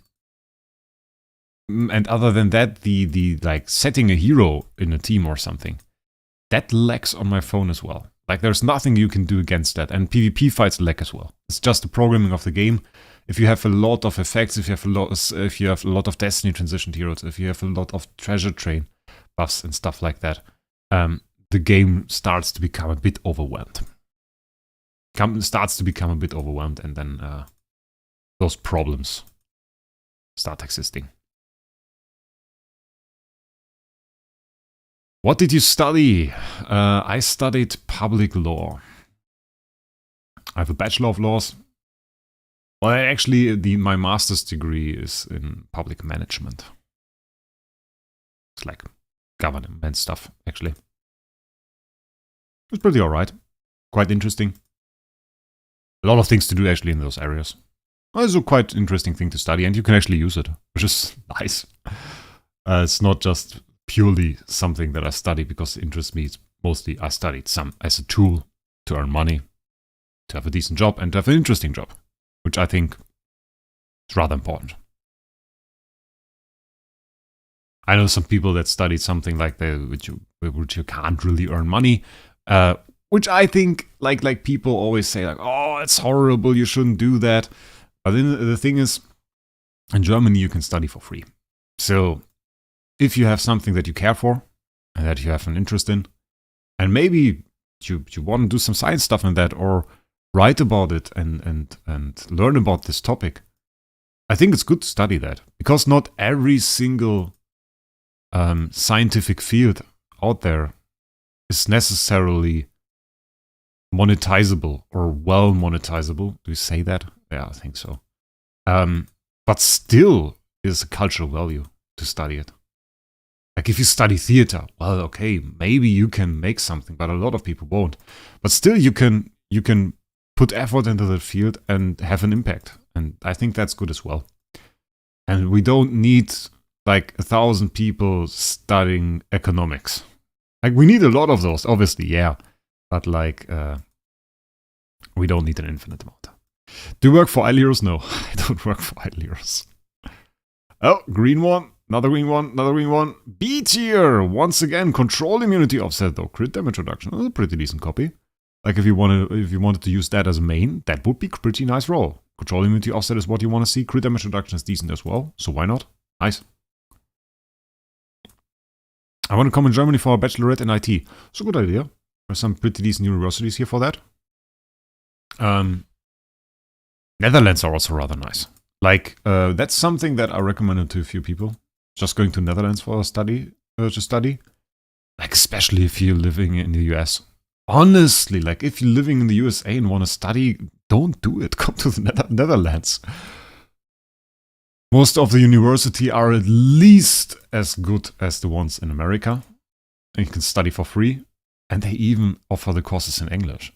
So, like, you have a decent living there. So it's like pretty obvious to me. Though it's a big step. You're like going half around the globe to study. That's a big step. But I think it would be a good idea. Better than having hundreds of thousands in debt and from studying in America. That would not be good. It's close to top 6. Oh, B-. Nice. What color of team you join in Force War? I joined none, actually. They aren't free in the Netherlands, but they are nowhere near as expensive as in the USA. Like, this is not comparable. I actually checked it out. It was like, it was an option for me. Though the degree that I got now, that didn't make sense to study that in the Netherlands.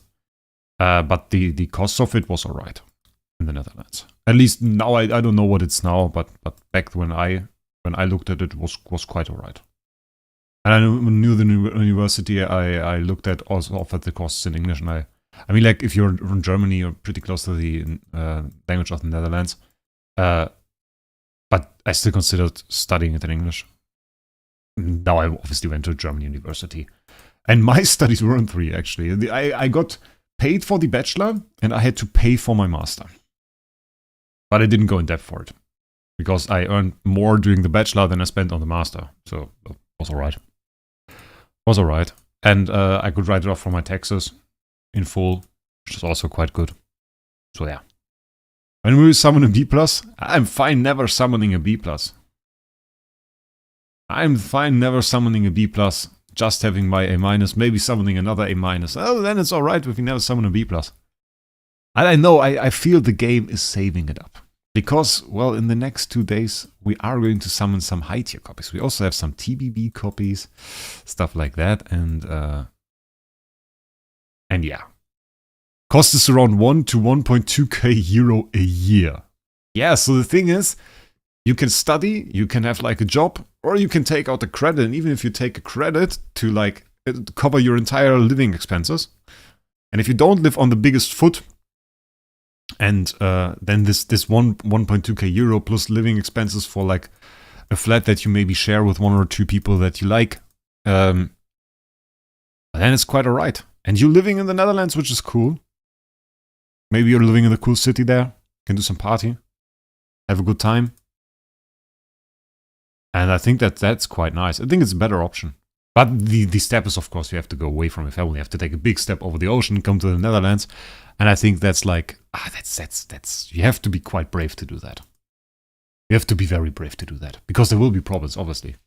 Like, you can't just go over to another country and expect it to go super smoothly. You have to put effort in it yourself, integrate a little bit. Can't expect everybody to just play the way you want. So you have to integrate a little bit. Maybe even learn Netherlands, learn the language. Which I think if you live in a country for a few years, you should. You should. At least at a basic level. That you get your everyday things around. That you don't sound stupid. You should do that. But even it's way more than 2k a year. Look at the cost of studying in the USA for some people. Like, I don't know every single one. I looked at the I looked at a statistic which was pretty interesting. It was like the statistic about debt in the USA and for what reason people have debt. And the interesting thing that a lot of people still carry around debt from their time studying when they are 60. Like, the rumor is you go to university and then you get a great job and then you pay all of that stuff away in the next 2-3 years. And like, for a lot of people, that dream really doesn't work out. And there are some statistics out of there for people really carrying their student loans around till they are 60. And I think you can't, if you have a loan for studying in the USA, you can't call bankruptcy on it. Like there's like this weird law, I think it was. I saw a documentary on it. This weird law that you can't call bankruptcy when if you're studying, have a credit on that. I don't want to swear on that. You can check that out for yourself. It is like a really weird one.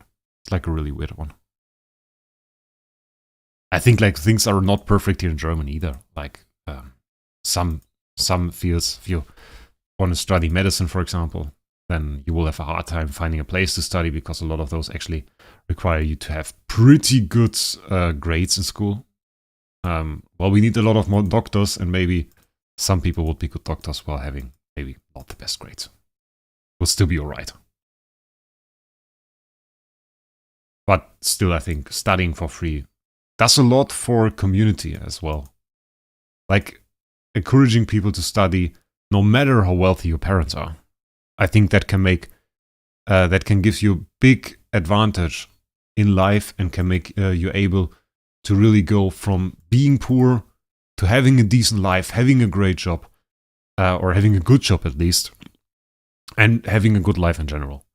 And you can break out of this poverty if you're really behind it and if you are motivated to do so.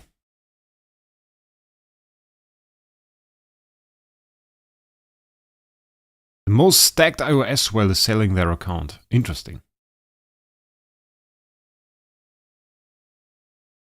I haven't seen that yet. Just has 40 million stellars sitting in the back. That's cool.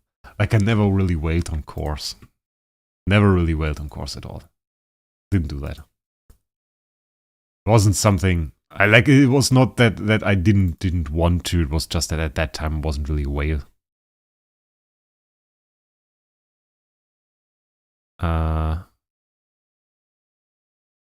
38k USD. It depends on the account. Like most big accounts that I saw. If it's with copies, and if he has insane copies, okay, yeah. The prices for account, the upper tier of account prices, has risen a lot. And the reason for that is that you now sell copies, and copies retain their value way better than the actual account. Like if you spend 100 euro on course, that is worth like 1 euro after you spend it. Maybe even.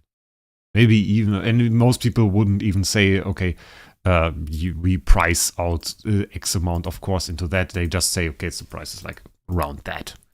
And but copies are another story. Like if you have an S starring jar, you can say that's 100k starry gems and you can sell it. So you can sell parts of this account away.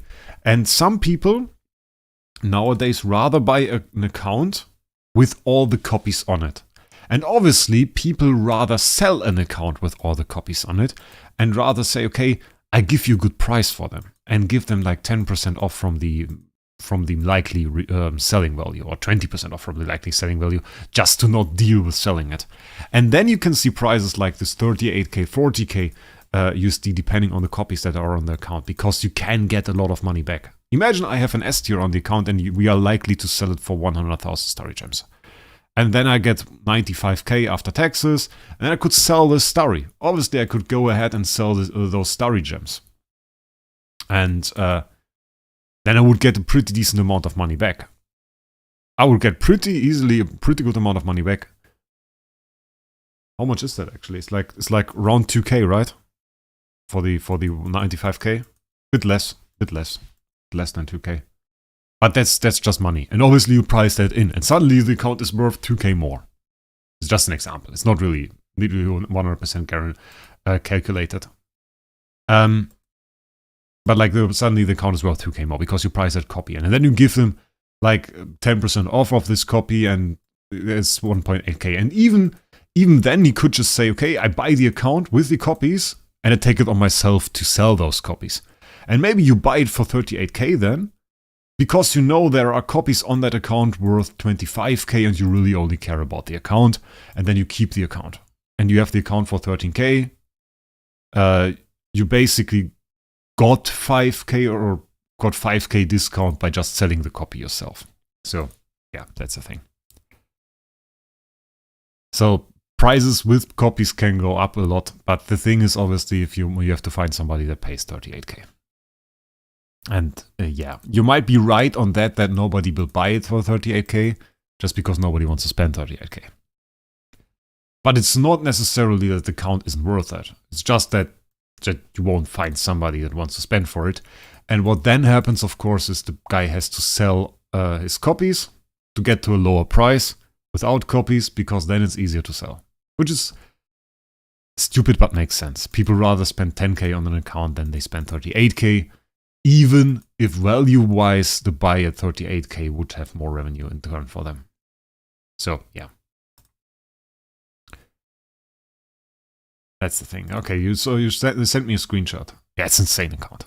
It's an insane account, though with the...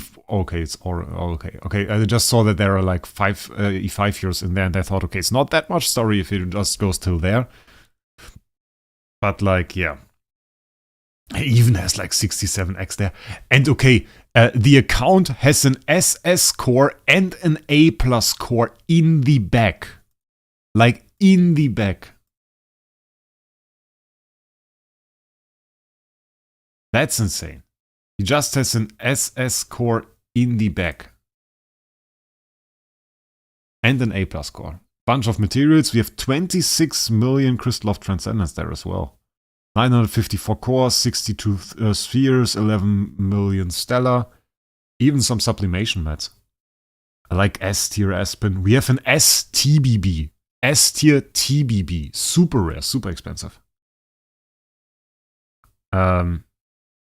I mean, I would have to calculate more. I would have to calculate more to find out how much this is really worth. But it's worth a lot. It's worth a lot. That's a very expensive account. That's a very expensive account. Really it is. So, I mean, that he's asking 38k. With all the copies and stuff, I can maybe see it. Like, it is not a cheap account. But with accounts like this, and if you buy the copies itself, you have to look at every single copy. You have to really look at every single copy. You have to look at the role. You have to look at the stats. You have to look at the food that is on the account. You have to really look at everything. And then you have to give every single thing a price. If you do it correctly. If you do it correctly, that is. Then you give every single thing a price. And then you decide, okay, that's what it's worth. And then you have to strike out a good deal, obviously. That's the thing. But to really buy an account like this and make it right or get the right price for you, you have to know the game. So it's like a really difficult account to buy for somebody that doesn't know the game. And easy to get ripped off, obviously, if you don't know what you're buying. But that is an account with a lot of value. That much I can tell you from just looking at it. Then you see it, obviously, on the first view. You see a bunch of S tiers, you see a bunch of cores, you see a bunch of everything. So yeah. Why S-Scarai? Because I bought it for 39k, 999, so basically 40k. It has retiring value of 50k, and we get a few videos out of it, and it's fun. Most expensive item on the account are the 285 soul symbols. That's really a lot. It is true. Wait, let me just check in the meantime. See, is it blue? Okay. Yeah, and we're looking at Divine Power 7. Yep, okay. Yes, Divine Power 7. So it's pretty, it's perfect account to buy. Like, it's, if you really want to be a top whale, that account has all that you need.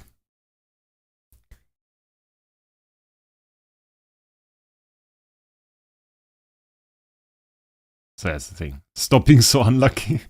I was lucky today. Just the recent summons haven't been very spectacular. But we already basically expended our luck for today. Where can you buy accounts and won't you get banned? No, you won't get banned. You just have to make sure to not be scammed. That is the important part. So you have to buy from trustworthy people. Yeah, that's the important thing. I explained it a little bit. There's some servers for it. Historically, Illyria's Discovery had a trade section. I wouldn't really recommend going there anymore, to be honest. Like, new leadership isn't that good. There is a new server called The Market, which has quite a lot of options to buy such stuff in there. Guess some people can send you an invitation to that, if you don't care for that. But like, the thing is, you really won't get don't want to get scammed. In perfect condition, if you buy an account, you get the email as well. Because other than that, yeah. It says sold. The red thing says sold. The red thing says ID though. Oh wait, maybe the symbols after that say sold because that's not an ID. That's true. Could be. I mean, it's a top account. Like, I wouldn't be surprised if I really calculated that and found out that this was like a good value buy. I wouldn't really be surprised. It's pretty insane. It really is pretty insane. It's a good account. Yeah, it's a Discord, obviously. Yeah. Means sold? Insane. As I said, not really surprising. Not really surprising, considering all of the stuff that is still on the account. Like, you have an SS core, just there. You already have TBB S tier. You have the newest Transcendency S tier. How much up to date do you want this account to be? This is like PvP meta stuff. Which I think is funny that this is an iOS account. Ica told me that they don't really use TBB, and he has a TBB at Divine Power 7. So obviously he likes TBB. Kind of fun. Yeah.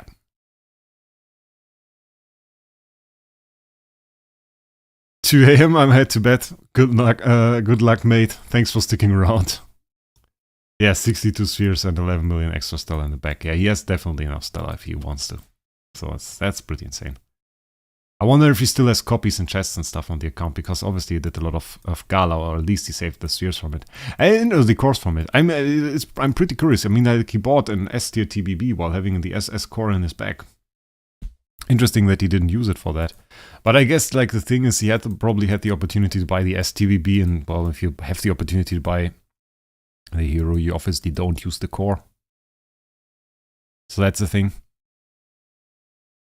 954 cores is also pretty mad. Like, that would be one hell of an insane Fate video. If he does well on that, that could be really insane.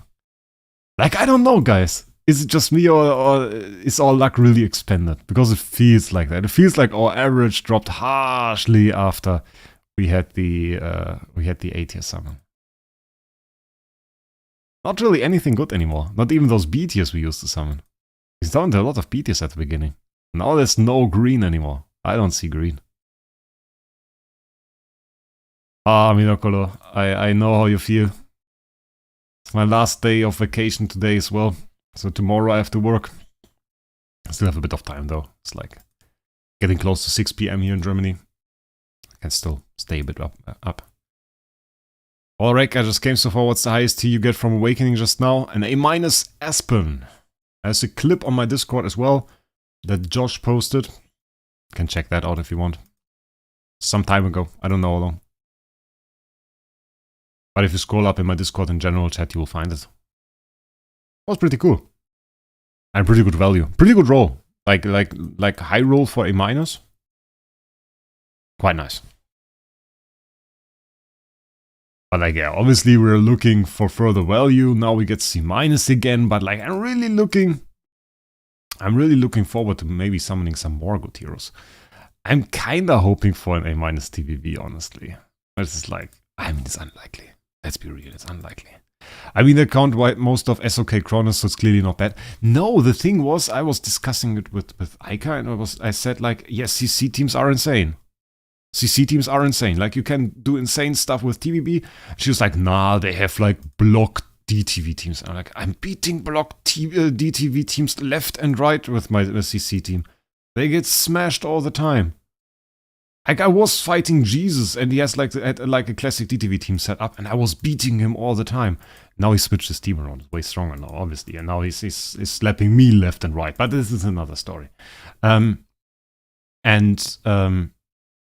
said, like, it's insane, just try. And he was like, nah, we have other meta on iOS.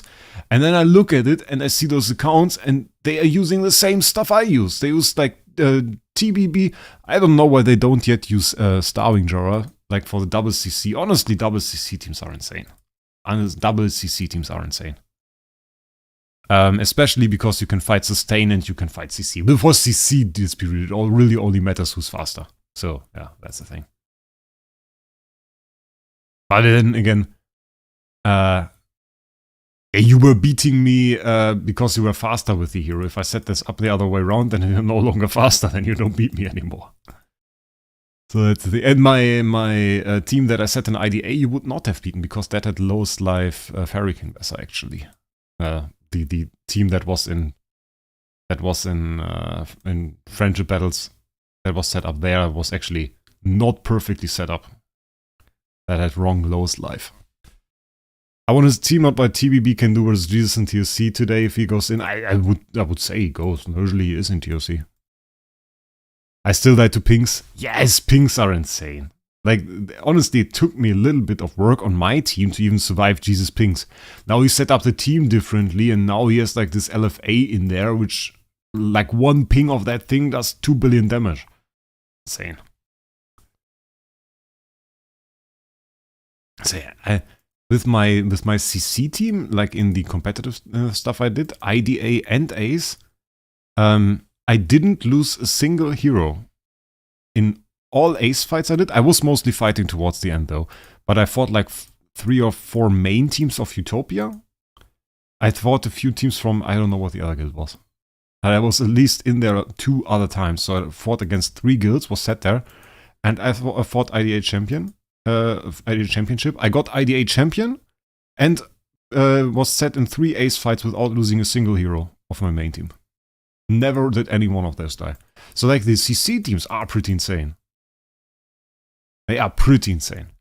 It's just a little bit more difficult now to set them up. Like the good time with the CC teams is a little bit over because now obviously people can get insane speed with soul power, and I was compensating that actually. So if you had like an STBB or something, I used some snow hearts on my team to compensate. Like, but you can't compensate for soul power. Like soul power, the difference is 300 speed or something. Your snow hearts do nothing there.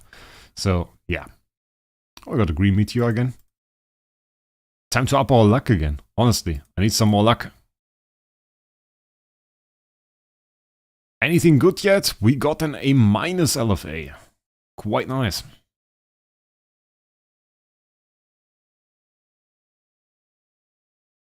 Quite happy with that actually.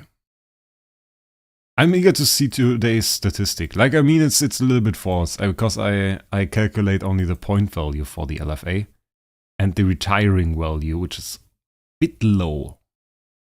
A bit low actually, because retiring value doesn't really reflect it. If you see, like, we got plus 22k, we'll probably get 22k more starry gems for that. We'll sell for at least 30. And then we get another 25% if we convert that to starry gems, to contract starry. That's like 37.5. Oh, some green stuff here. B tier! I roll B tier. Very nice. Didn't get a B for some time now. So maybe another A incoming. I know, this would be insane if we got like 2 A- in one single stream within 500 summons. Like 500 summons is not that much. It's not that much really. Sounds like much, isn't that much.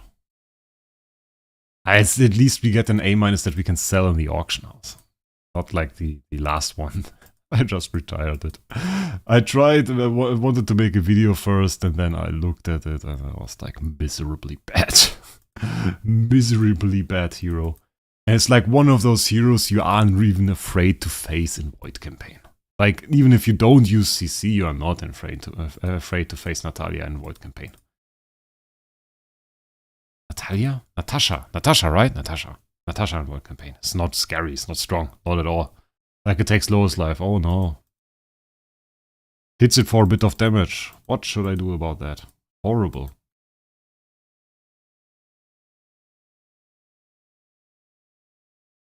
Make a video showcasing the TBB account, please. That's the Theo account. The Theo account is honestly super strong. Like, that's a super strong account. In terms of copies, absolutely insane. In terms of soul power, absolutely insane. Maybe could use a bit more train, but other than that, madness. Madness, the account. And the best TBB copy, of course, in the game is on there. So, yeah. This is one of the mightiest PvP accounts, I would say. One of the mightiest PvP accounts that we have. Quite mad.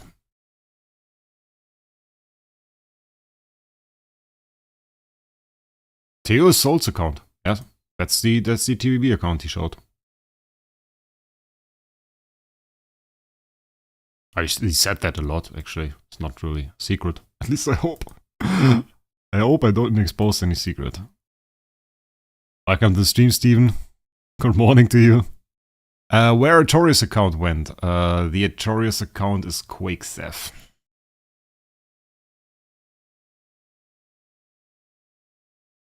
Yeah, I could make a macro, exactly. But like, I can also click, it's not a problem. It's not a problem. I can click, take my time, take my pace with it. Your membership expired again? It's time to get a new one, mate. Always good to get a membership. I still have to post the other videos, but at least we get daily streams today. Daily streams, I mean, like, for the subs, really nice. I have to say.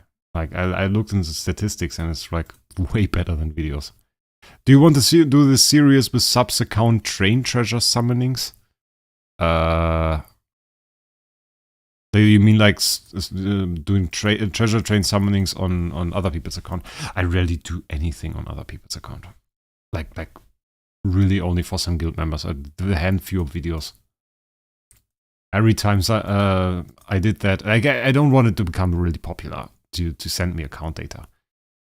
People always try to scam those people. I don't want to deal with that. There was some time where some people really thought that some content creators scammed accounts that were sent to them, which is not the case, but some people just... I have to say it like it is, some people are dumb. Like, they are dumb. If you get a PM in-game from some random account that has my name in there, then it's not my account. You see my account on stream, I have a Discord server, I'm available. Like, it's not my account.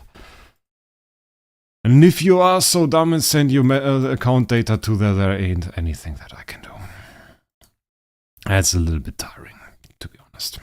I didn't have it for a long time, so that's a good part. But like, people fall for so much stuff. Like, that's the part where you think like, I should be a scammer. I should be a scammer. It will be so easy. There's so many dumb people out there. But then again, I have too much of a good heart to do that. Like, I'm very honest. I'm very honest. I couldn't do that. But I get the people that do. Like, if you are evil by heart, then you will have an easy time. Some people really are dumb. The weather is so bad that I feel like I'm not going to get a lot of patients, except those in critical conditions. Do you get more patients with good weather? Does that change it? Interesting. That's interesting. Critical conditions is, of course, is also very important to be there, I guess. You can treat those. And how many Aspen do we still have left? My god, we still have a lot. We still have a lot. Okay, let's see what we get. That's a lot. I think our average kind of fell a bit apart after the A-. Like, I really do. Like, the last summons are pretty low tier. A lot of E+ in there. Not really a lot of high tier summons. Some D-. Okay, yeah. I mean, D- is good. D- is the point where it starts to be good. Just doesn't... everything above E tier is pretty much good.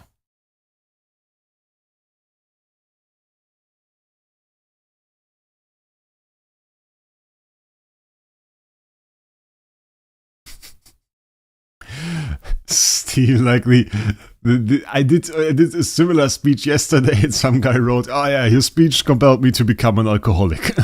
I'm like, no. I mean, like if you have a bad heart, that's probably quite a successful career. They don't know what to do, so they go to a doctor. It's like I avoid going to a doctor. Not because it costs something, it's free in Germany, but like I don't want to. I really don't want to go to a doctor. Not because I don't like my doctor, but it's like there's nicer stuff you can do. Let's sit outside, share, listen to some music, take a nap or something. Oh, it's nice. There's good weather. Well, it's bad weather. We were talking about bad weather, weren't we? I know we're doing good weather. The weather is so bad that I feel like I'm not going to get a lot of patience. So it gets less patience when there is weather is so bad that I feel like I'm not going to get a lot of patience. It gets less patience during bad weather. So when it rains, people are not going to the doctor. When it's good weather, they go to the doctor. This is weird. You sold me with your first speech, man. Please stop. And again, one righteous citizen less. Because I talk too much stuff on stream. It's not a good idea, Ernest. Like it's not very visually appealing addiction. Like most alcoholics don't really. Yeah, it's just like you get pretty much to be a wreck, which is not that great. Don't know my age. My age is 28. I'm going to be 29 in a few months. Best Awaken, A-, Arnold. A-. On an Aspen, obviously. Because it's the Aspenning today.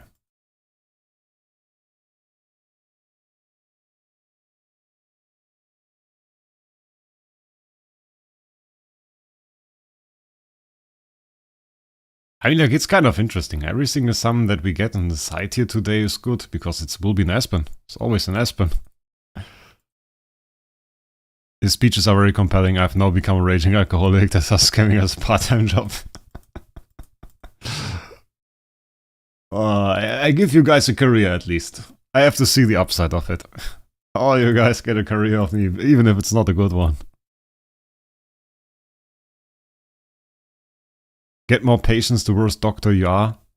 I know some people that only go to a doctor to get a prescription to not go to work. We actually had a guy, a doctor in town. He was called Dr. Holiday. And you would go to him if you wanted a few days off. Just go to him and he wrote down and said, I can't work till like Friday. And it said like next week also. He just asked you for it. And it was a bit insane. As you came in here, do I really have to check you? Or can I write you ill for like a week? And I was like, okay, write me ill for a week and I will go again. And it was alright. I didn't do that always. Otherwise he would have lost his license. But for some people I think he knew that they were only going to come when they wanted to be ill. And before he has to look at like a theater for 10 seconds or 10 minutes of him saying, oh yeah, I'm very ill, my knee hurts and my back hurts and whatever. It's just like, okay, how long, mate? How long do you want to be written ill? Or prescribed ill? I don't know if you even say that. Weird. Full moons are bad in hospitals because people can't sleep and come to the ER. Like if I can't sleep, I just try harder to sleep. You ran out of Aspen copies and the next Awaken turned into an AG stuff. Okay. I mean, like if we run out of Aspen copies, then we're just going to summon TBBs. I think we're going to start next stream with like TBB summons. We have like 14 copies or something. I mean, I can get a few more. If I buy the $100 pack, do a bit of Fantasy Arcade, do a bit of Prophet Ops, we can probably get more. That's the question if that's even worth it, because we also already have enough copies. We don't really need copies. I mean, like, we have not really even expanded the area of copies where we are in a comfortable place. We didn't even summon the elites yet. We didn't do any chests yet. Other than those chests, obviously. But we have like 500 chests here, so it's just like power demonstration. A tier TBB would be awesome, I agree, because I need a TBB. Like, I bought a B tier. And I mean, I got IDA champ with a B tier TBB. So guess that speaks for itself. That's pretty nice. But the problem with it is, I can't really put a lot of soul power on a B tier. And that is bad for CC team, because you want to have speed. So I need like a higher tier TBB. At best like an A or an A plus TBB. Probably not even A minus, because, yeah, well, you really want it to be high tier. Just get some extra speed, and the extra speed here is really worth it. If you have a lower DTV, for example, that can still work out. If you have with less soul power. I mean, my Starwing Jar is fast, but obviously it really doesn't CC on turn 1, and you really want your TBB to be fast. And no, I don't have an A minus TBB, because they are way too expensive and they cost like 30k. And there aren't many on the market, because once people notice they are good, they bought them all. So I have a little bit of patience at the moment. I don't think I will go for much PvP, honestly. I'm done with it for the moment, because it will be very much dominated by Megalodons. Like Jesus, like Soul.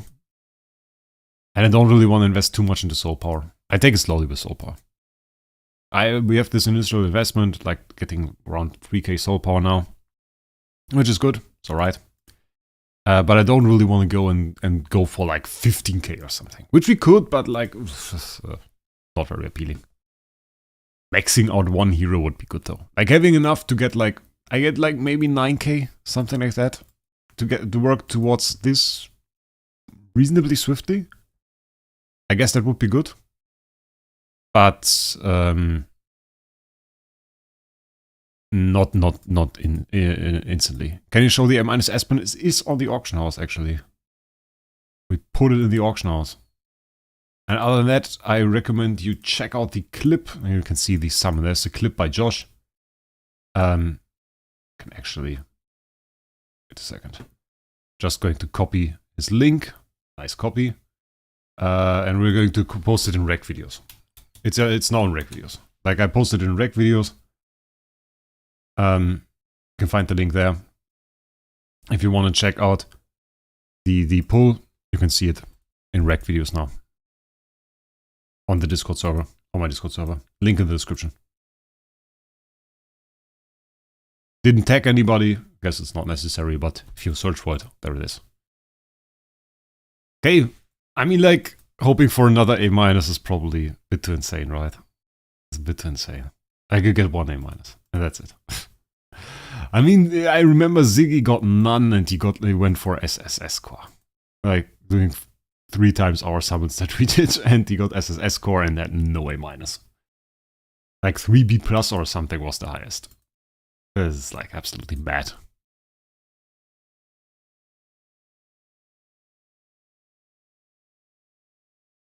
So it's like, oh my god, look at that, how many we still have. 500 summons are a lot. Like, are really a lot. You wouldn't think that much. Like, I just notice how much that actually is.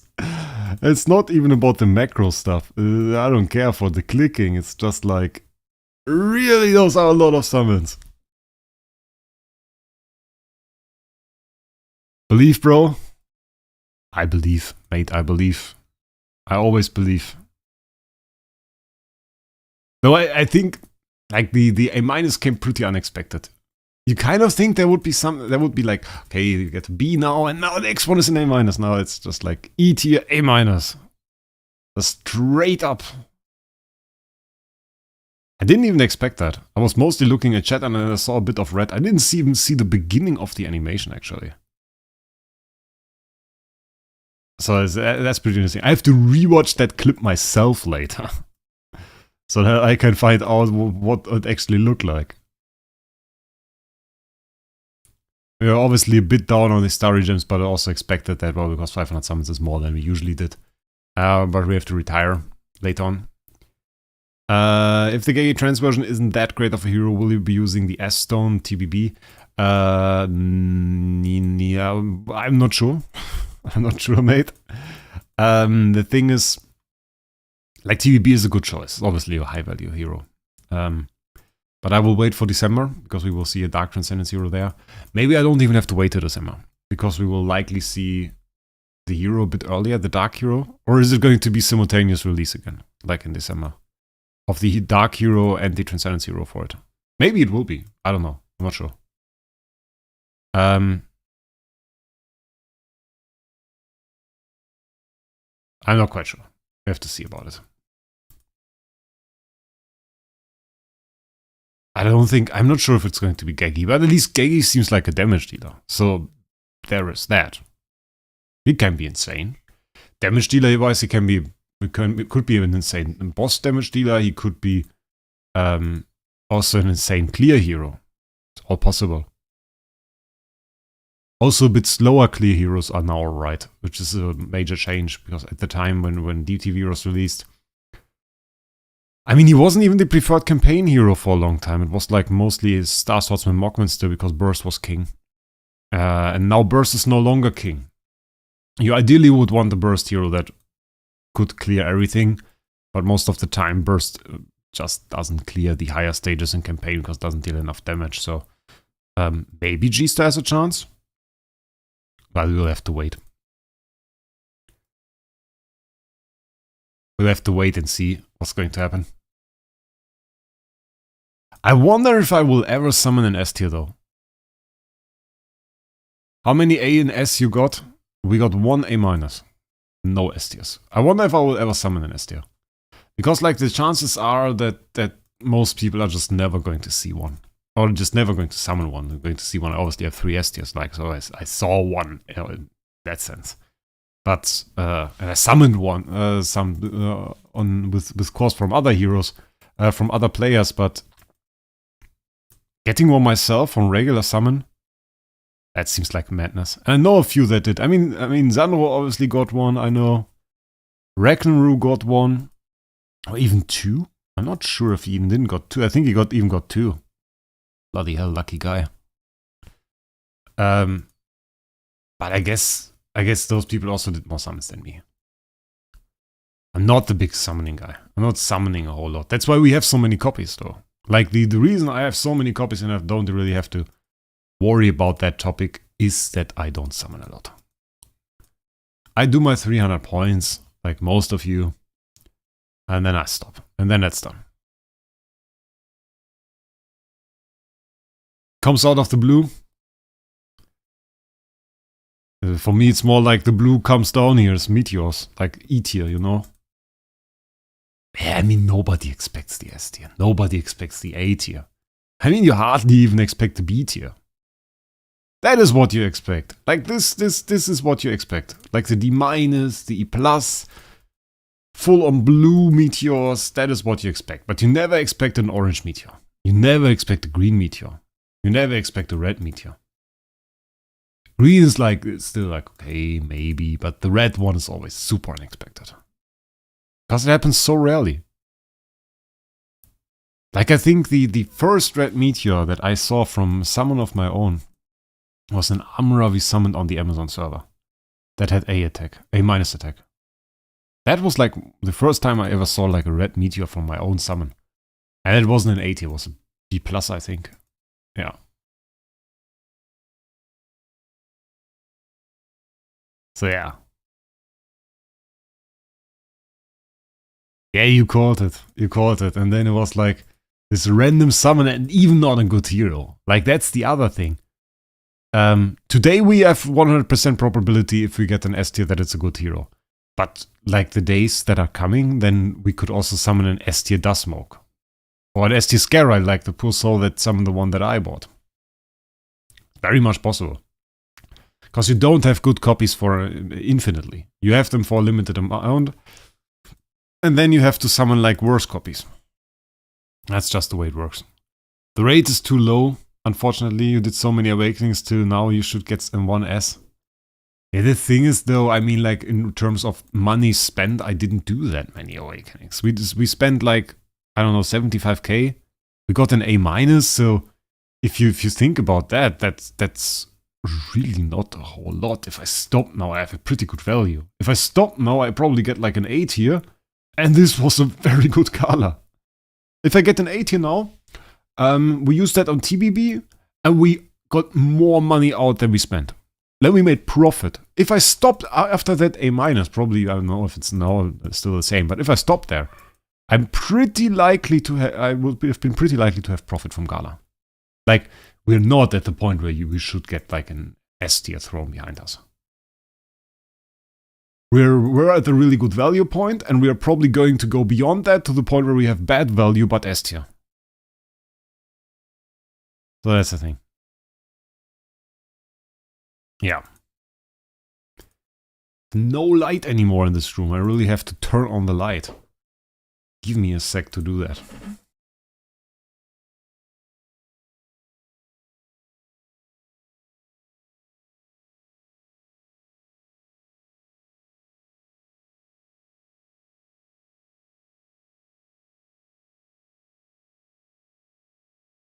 Okay, got quite dark in the last 2 hours somehow, yeah. So I have my light on. Best pull till now, A-, LFA. Quite good rolls, quite decent. Yeah, I mean, you called it, you wanted to have that S tier queen. Like, it came pretty perfectly. You wanted to have an S tier queen, and you summoned it, so you didn't have to buy it. Oh, we're nearly done with the summons. Okay. 500 Aspen, nearly done. We went through it pretty swiftly. Like 500 summons, not even 2.5 hours. That's pretty fast. That's very, very fast, actually. Okay, but doesn't seem to be another A-. On Aspen, Omar. Doesn't seem to be another A- in those second 250 Aspens, but we got one. So that's good. Just had to run through his castle to get to that light switch. Probably, yeah. Turn on the generator for my castle. And then that worked out. I would say, I mean, like, it's interesting we still didn't get a B+. Like, we have no B+ yet. So that's like a thing. But the value still, I mean, if you really think about it, we get 30 to 35k starry gems from this copy. We spent now around 75k contract starry, which is 1.25%. It's like, what is 75k contract starry in starry? 75k divided by 1.25. So it's like 60k starry. We spend 60k starry, we get around 35k back, 30 to 35k, let's say 35k. So we need to make 25k with an A core. Probably we would get an A core with the points we have right now. Aspen, we got A- Aspen. So 25k with an A core is super easy. Like, you summon it on an Aspen again, you have 25k easily. Even if we had an A- core summoned on the Aspen, we have more than 25k even. Yeah, I looked into it. There's some pretty good software to make shorts, actually. I just didn't quite get, or I just didn't really know how to make it appealing. I don't know if it works without your face necessarily that well. So yeah, that's the thing. The hero you wish you get? Yeah, I think this is the hero most people want. Like, I say, no, for me it's not that interesting because it's worse than my own copy. But not even that much, actually. It's like 200 attack less. Something like that. It's 200 attack less, and obviously the roll is way worse. It was pretty close to my copy, actually. And I'll sell it on the auction house, obviously. We get some money back. But we're at a pretty good point at the current Gala. Like, right now, we're doing pretty well. Which year are you planning to use the S-Stone? I already talked about that a few times, but either TBB Geggy or the Dark Hero that is probably going to arrive in December. depending on which hero of those is the best. And we're therefore also waiting for December before we even touch this S-Core. You don't need it, I will have it? Nah. I want A Ezreal or Arnia. I have an A- Ezreal. I don't have an A- Arnia. I would really want an Arnia. But maybe not A, maybe even S. Maybe even an S Arnia. But they are pretty rare.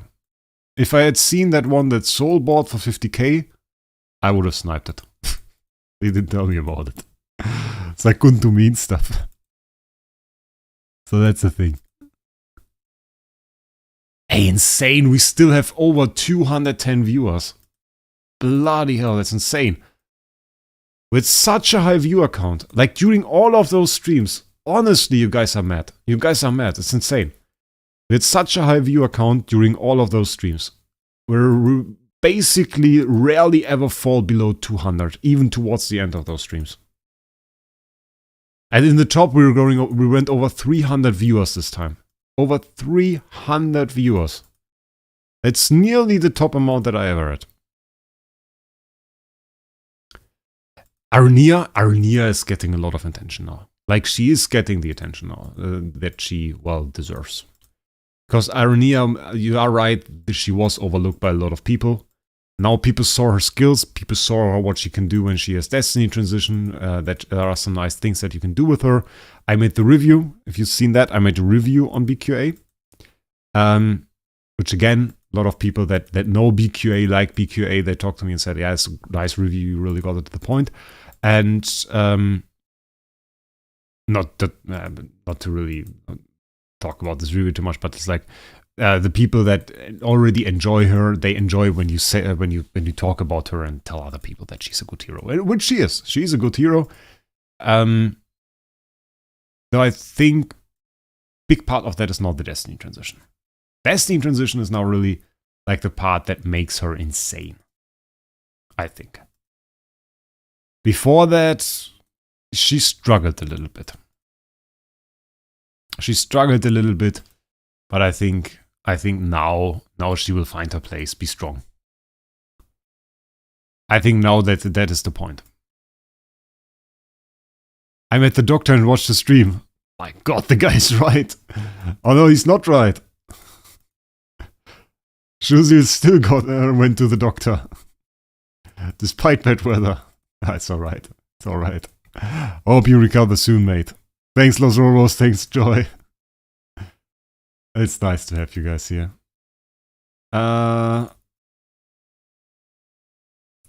Budget-wise, we're pretty good, honestly. I'm just checking that out. 48.5. I mean, we had a little bit from yesterday. I expected around 3k for the extra summons that we did today, because we did more summons today. We got about 70 more summons today than we usually do. And that's exactly the 500. So that was to be expected that we use a little bit more Starry. But we're still at a pretty good point at 48.5. Can definitely work with that. Let's collect those chests. How many chests do we get? 72. There you can see that it was lower. The first 250 were 76 chests. Now it's 72, so we got a lower average. So it wasn't just that I imagined things, it was really the case. Soul Awakening session, place 6.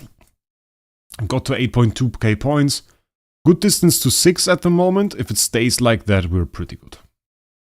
I mean, if Josh doesn't summon, we surpass him, but we're really not going to go to place 4. We're not going to go to those guys. Like, this guy can have place 1 if he wants to. They can have their SS core. Oh wait, 4 to 6, 2 to 3. So those guys get the SS core. This guy is already at S core. But it makes sense, like he said, 10 points. Then we can take place 6, keep the distance. If those guys keep the distance, I'm pretty happy, honestly. What's the plan with Scarai? Make a few videos with him. Like, we're going to clear Abyss SL. 32 at least. Do some Flame Shrine. And then that's about it, I guess. That's about it. I mean, we can try some Flame Shrine now if you guys want. Okay, he already has the Enter's Cane. Let's do some Flame Shrine. Though he won't really be our highest damage dealer there. We need some Demon Bells. We have 1 Demon Bell. That's not a lot of Demon Bell. We need some demon bells. Just need to find those. Do you think the new Vortex will be easier than Chapter 5 or will it be whale content? I think it will be rather easy. If you have TBB and some CC stuff, I think you will blaze through it without any issues. I think in that sense it will be pretty easy. That's alright, she can keep the Demon Bell because I want to use her, actually. I will use SQH, I think we will use MFF. What we will do, I think, is MFF SQH for Scare Eyes. Which obviously means our highest damage dealer will be SQH or MFF, but no, I don't really care. It is what it is. Can't really change it. Not going to go for Mirror here. Why do we have... Where are all our Demon Bells? We have like 2 Demon Bells here. Then we have 1 there. We get like... Put another Demon Bell here on the D tier, then we put 1 Demon Bell here, and then I'm somehow missing Demon Bells. Because we only have 4 Demon Bells. I need a 5th, oh there, 5th one, Demon Bell, there, on it. We don't need heal. They can't kill us. D tier has Demon Bell, has nothing, needs a Demon Bell. That's what you got today. Best was A- Aspen. We might just 10-star this Scare Eye. So I don't... The thing is, we may do it tomorrow. Maybe we do the Scare Eye stuff tomorrow. Because I kind of want to have the option to... I want to show that we can clear 32, a stage of 32 SL with a 6-star Scare Eye as highest attack hero. And for high damage we can go here. The good thing is we don't really need CC Purify here. It works without CC Purify, is pretty nice. Then we have this guy. Oh, that's E+. It's not the one that has the Demon Bells. Those have the Demon Bells. And we inflict bleeding and poison, and I think we want the poison synergy. Okay. Core. We can use a core. Nice. Good. Let's see. We want to see the damage of this guy. Even though it will just be lower than the MFF and the SQH because, well, they are homeowner.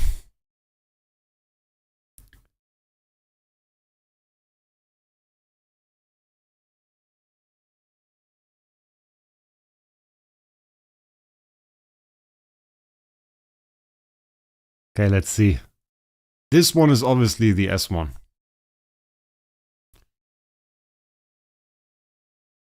I did some huge damage here already. The question is, can we get like E+14 at least? Yeah, see, if you want to see the roll, I put the clip that somebody made of it. I put the link to it in the Wraec Videos Discord channel on my server.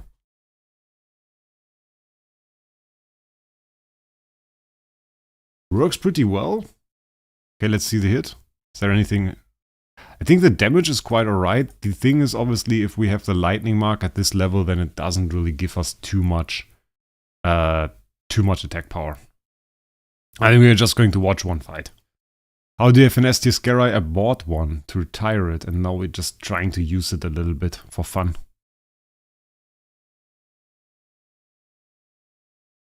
Just see what we can do here.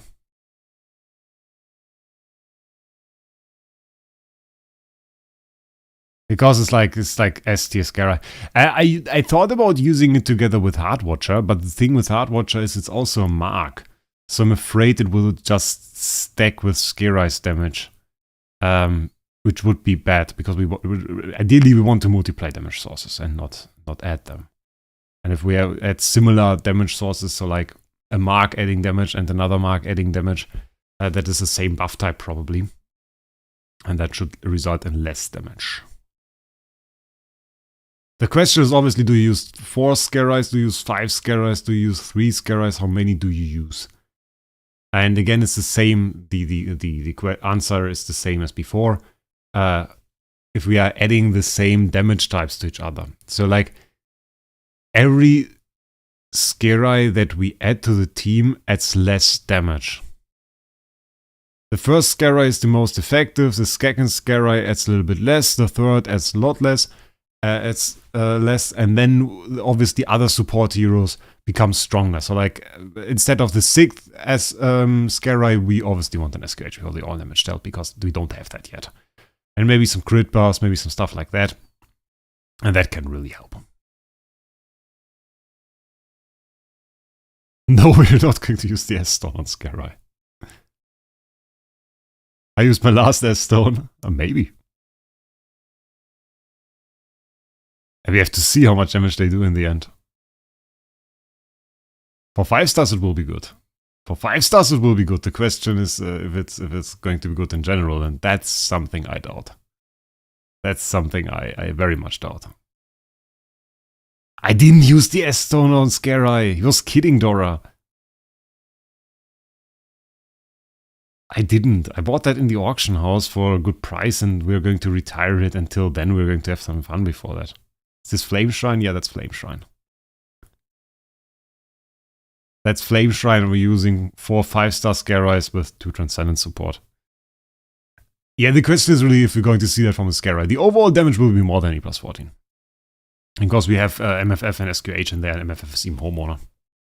So we are going to see damage. The question is obviously, what do the Scaries do? What does our main Scary do? One thing that we're going to look at. Yeah, they have no... So you can see that. Like the Faction Restrain here is 30% more damage, 15 precision. Usually, we wouldn't have an advantage fighting with Abyss heroes against Fortress heroes, but now he actually does get the 30% extra damage, which is huge. Okay, they are poisoned. Let's see for the last hit. Bam. Well, it rolled over, so it's not bad. What, 416? Rolled over at least once. So let's see. Minus a 6-star. We have 3 5-stars and 1 6-star in there. Okay, we're not dealing E plus 14 damage. Holy hell, that's bad. What the hell?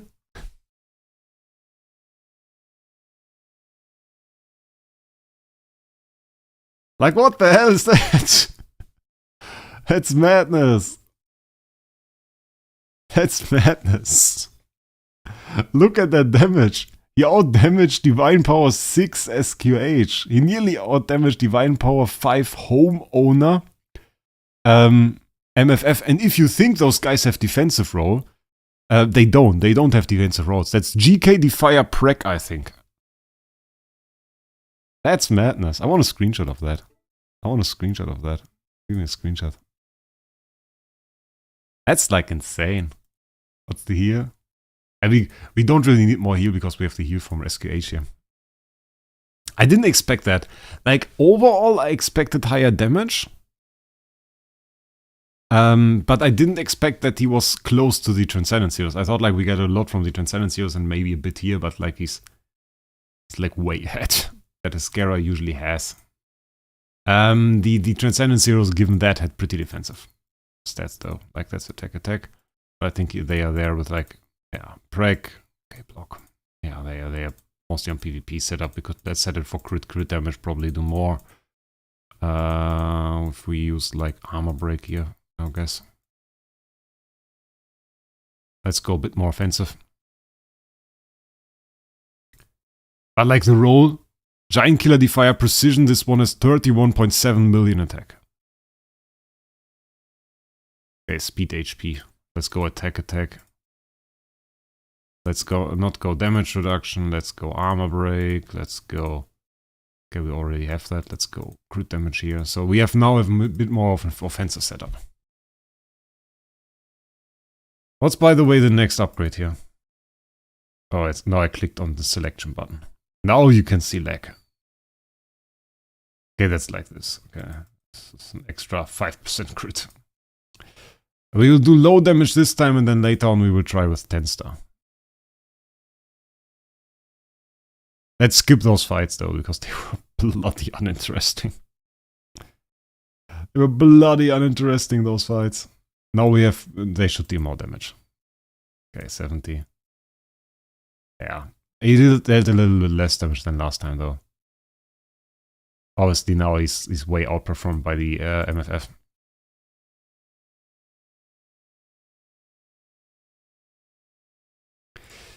I don't really know how that actually works. Like, the thing is, at 10 star, the lightning mark obviously becomes a lot more effective.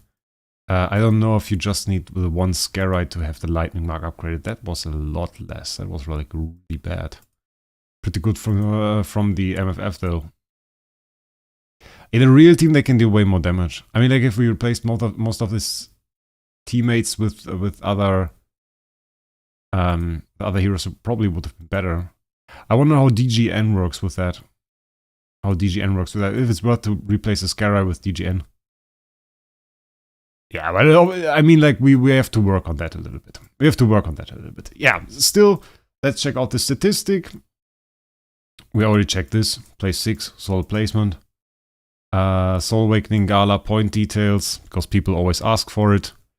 62 to 61, 400 to 69, 136, 68, 57, 63. Still a bit weird, but it's getting okayish.